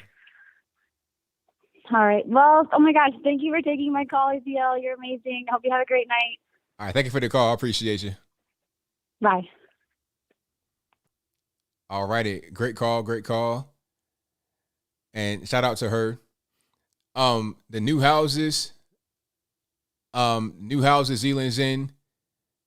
Well, that's a good question. Are new houses big? New houses can be big, but if you're in development, what ends up happening is you're going to be very close to your neighbor. The way it is now, well, the way it is in general, from what I know, and if I'm wrong, let me know in the comments. I think I'm right about this. If you're going to go out and buy a house, if you're living in a new development, you're going to be, you could live in a big house, 2,000, 3,000, 5,000 square. And that's not humongous, but it's big enough. You could live in a 5,000 square foot house, but you'd be right next to your neighbor. You could pretty much look out of your window and look into their windows right close in a new development. However, if you got a bunch of money and you want to pay for the acres in a new home development, like let's say you got $1 million and you want to live like in a real nice area, you can do that. Yeah. It won't be that many houses out there, but you can do it. Now, if you're living in the older home, you can get sometimes a pretty decent acre, a pretty decent amount of space. So you have space in between yourself and your neighbors, but you're in an older home. You might be dealing with asbestos and stuff like that. Not trying to fearmonger against older homes. I'd buy an older home if I had to, you know, but that's a trade-off. You're going to get an older home and you might have some issues you got to deal with. But if you know how to kind of work with stuff, you do your pest control and do your home maintenance, you be all right in the older house for the most part. And you'll be able to get the space you want too. And also with an older house, sometimes it's not necessarily in the best neighborhood because the way it is, a lot of times in cities, the older areas were once nice and then they become bad as you get the bad element to move in. And people abandon those areas, take their jobs and whatnot with them, and then move out further away.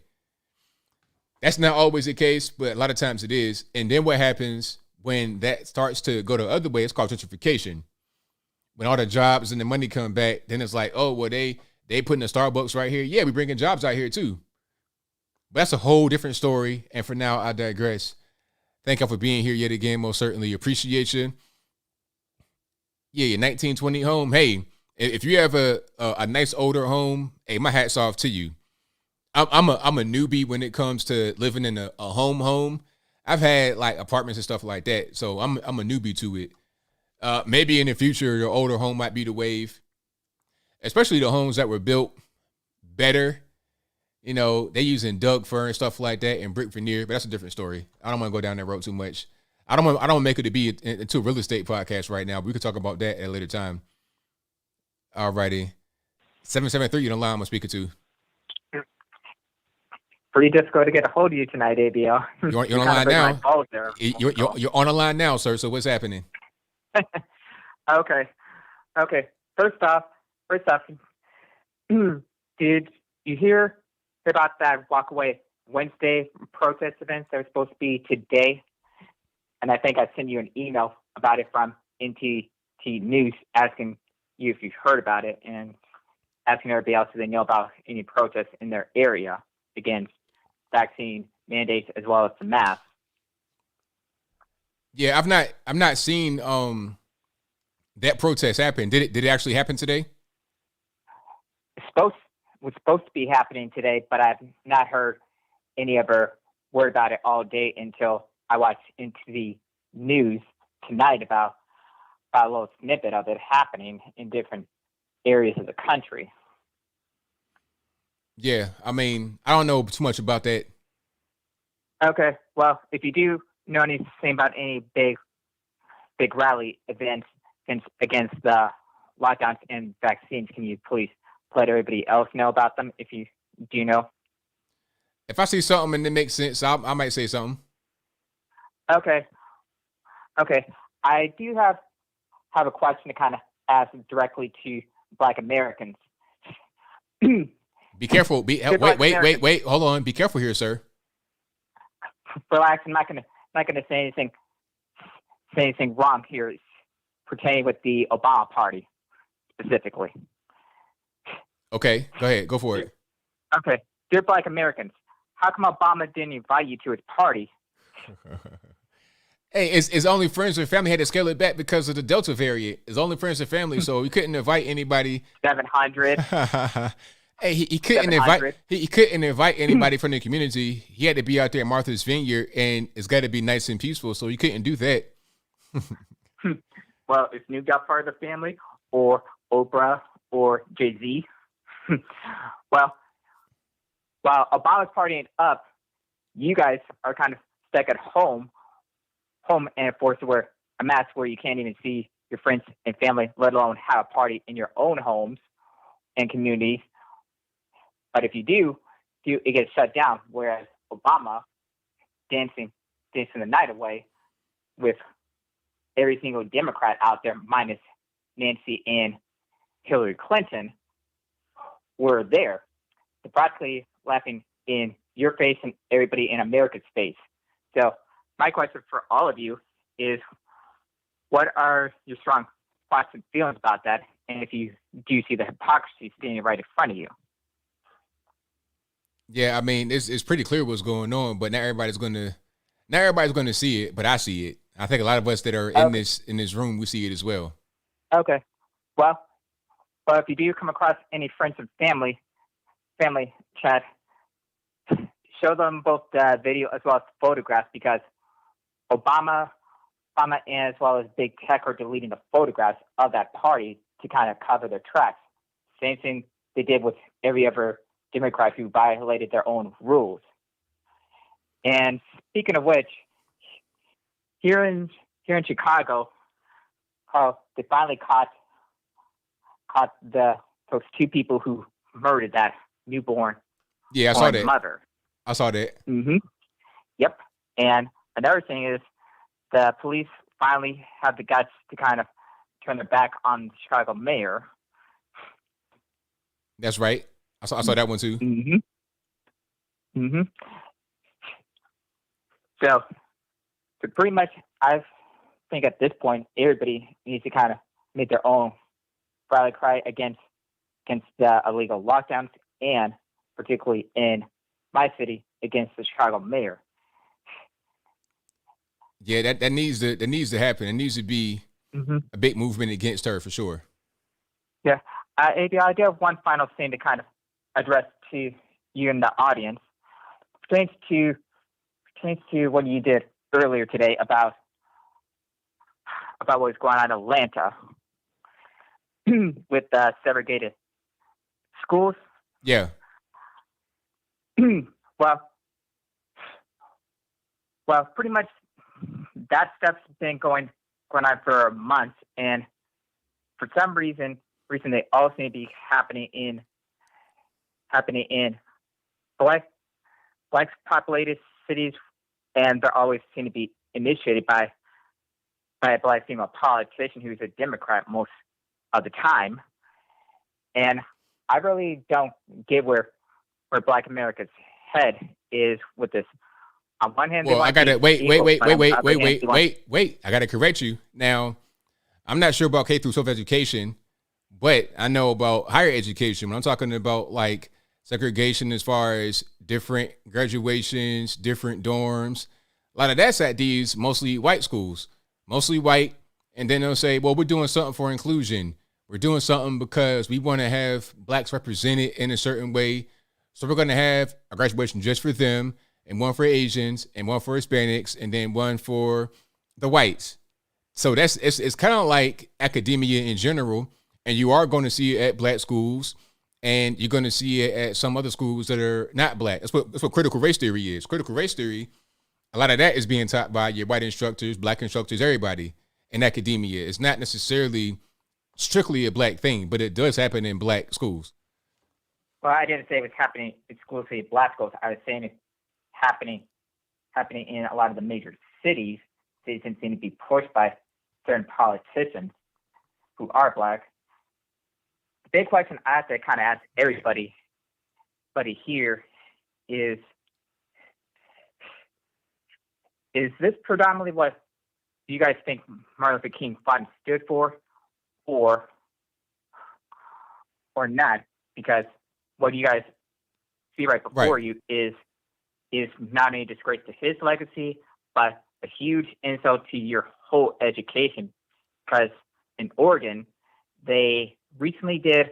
Well, did hey, a rule we got time constraints here because it's past 11. So let's wrap it on up. Put the bow on it. Check it out what's going on in Oregon. But have a nice evening. All right, thank you for the call, man. Appreciate you. All right. Thank you for the call. Most certainly appreciate it. But we are past the time. About to show up. Thank y'all again for joining. I will be back again on Saturday for the live show. I'll be back tomorrow with pre-recorded videos as normal. And thank y'all again for being here. Definitely appreciate you guys. Don't vote for CRT. Be against critical race theory. All that good stuff. And that'll be it. Oh, shout out to the mods for doing what you do all the time, keeping their all the trolls in check, all them trolls in line. I appreciate you guys for doing that. And we got super chats a little bit here. I got them in this little spot right here. Make sure I had that window open so I didn't miss any super chats, because the other way I get them when this is not working, just was not working. So I got a few here I'm going to read, and then that'll be a wrap for me. And again, this podcast will be available on your favorite audio streaming platform. If you just want the audio only, you don't want the video, if you're truck driving or whatever you're doing. And shout out to all the truckers and whatnot listening to the podcast. I see you guys. Thank y'all for tuning in. This will be available on Apple iTunes, Google Play, Spotify, Stitcher, Anchor, etc. Link for that will be in the description box, or just go to your favorite audio streaming platform and search ABL Live Ashapot right on up. I want to say, did you have fun? Hilarious. Shout out Justin Lee Peterson for that one. Super chats, and then we wrap it up. Okay, where am I at? Thank you to Rod 90265 who says, keep up the good work. Thank you. Thank you for that. Rod also says, stop the stupidity. Vote for Larry Elder. There you go. Vote for Larry Elder for sure. Get that man, get that man, Gavin Newsom out of there. Did y'all see him cussing and slamming the desk, all of that, when he was talking about what he's going to do for California? The guy's a nut. Speaking about Gavin Newsom, that is, not my man Larry Elder. Larry Elder is cool as the other side of the pillow, cool as a fan, cool as a brisk fall evening, all that good stuff. Super chats, I'm going to read the rest of these. Thank you to Jacob Miller, Mr. Bluetooth Tarot, who says, the Mike Lindell video absolute proof is scary in that it exposes exactly how voting totals were affected, pardon me. Durner 1804 says, I don't care if the engineer who approved the structural integrity of the building I live in was a talented and special child. I care if the building falls down. Welcome to Reels Over Fields. Hey, that's big facts right there. Thank you to James Lindbergh, who says, there are millions who can do Congress job better than the dictators in there. Hashtag term limits for Congress. Oh, yeah. A lot of these people are morons in office. Complete morons. You see, you got Cori Bush in there. Cori Bush, if you ask her to add 2 + 2 is going to be a problem. She'll have to count on her fingers. AOC, same thing. Airheads. But they're able to get money behind them, people behind them, and they're able to get put into a particular position. I feel like they're just kind of figureheads of the big money machine behind them. They're not actual leaders. There's very few actual leaders in government. That's why I say government should be small. I'm not an anarchist. Don't get it twisted. We should have smaller government, not just this big, overwhelming beast that we have today. It's just too much. And for no reason at all other than just to have money and power and control, not to help the constituents that they purport themselves to serve. Let me see. Vote versus Windshield says they're building everywhere. Born 3.7 million USA citizens, 1 million naturalized citizens, and over 2 million illegal aliens. That's a new big city every year. Facts. Thank you to Ambrose Tees, who says, Lord's blessing on all my brothers and sisters. Thank you for that. And thank you for being a member as well. Thank you to Angel for your donation. And shout out to Vote versus Windshield, who says, Governor Cuomo, what? Why did Obama uninvite me? As we all know, I'm a lovable guy. Just ask my underlings. All right, thank you for that, man. Appreciate you. But that'll be a wrap for me. And thank y'all again for being here. Couldn't do it without y'all. But I'll be back live on Saturday, same time, 8 p.m. Eastern Standard Time, to right around 11. Every Wednesday, Saturday, I'm here live. And I'll be back live tomorrow doing my regular show. And of course, keyword should be live on Brandon Tatum's channel tomorrow. In case something goes wrong or something like that, I'll be there live. And I think tomorrow we have Brandon Tatum, Ty Smith, a.k.a. Modern Renaissance Man. And I always get I name two and I forget the third. Either it's Jericho or it's Oliver Mack. I think it's Jericho. Don't quote me on that, but I know it'd be me, Tatum, and Modern Renaissance Man with one more. Y'all got to tune in tomorrow and see. And that'll be on Brandon Tatum's YouTube channel right here on the YouTube. So I'll put a notice on the community tab on the page so you'll be able to see where I'm at. I'll put it also on my social media. I'll put it on my Twitter and my Facebook so you know where I'm at tomorrow on Tatum's channel doing a live show. And that'll be at 9:30 p.m. Eastern time. All right, so that'll be a wrap. So until next time, y'all be safe. I'm out. And peace.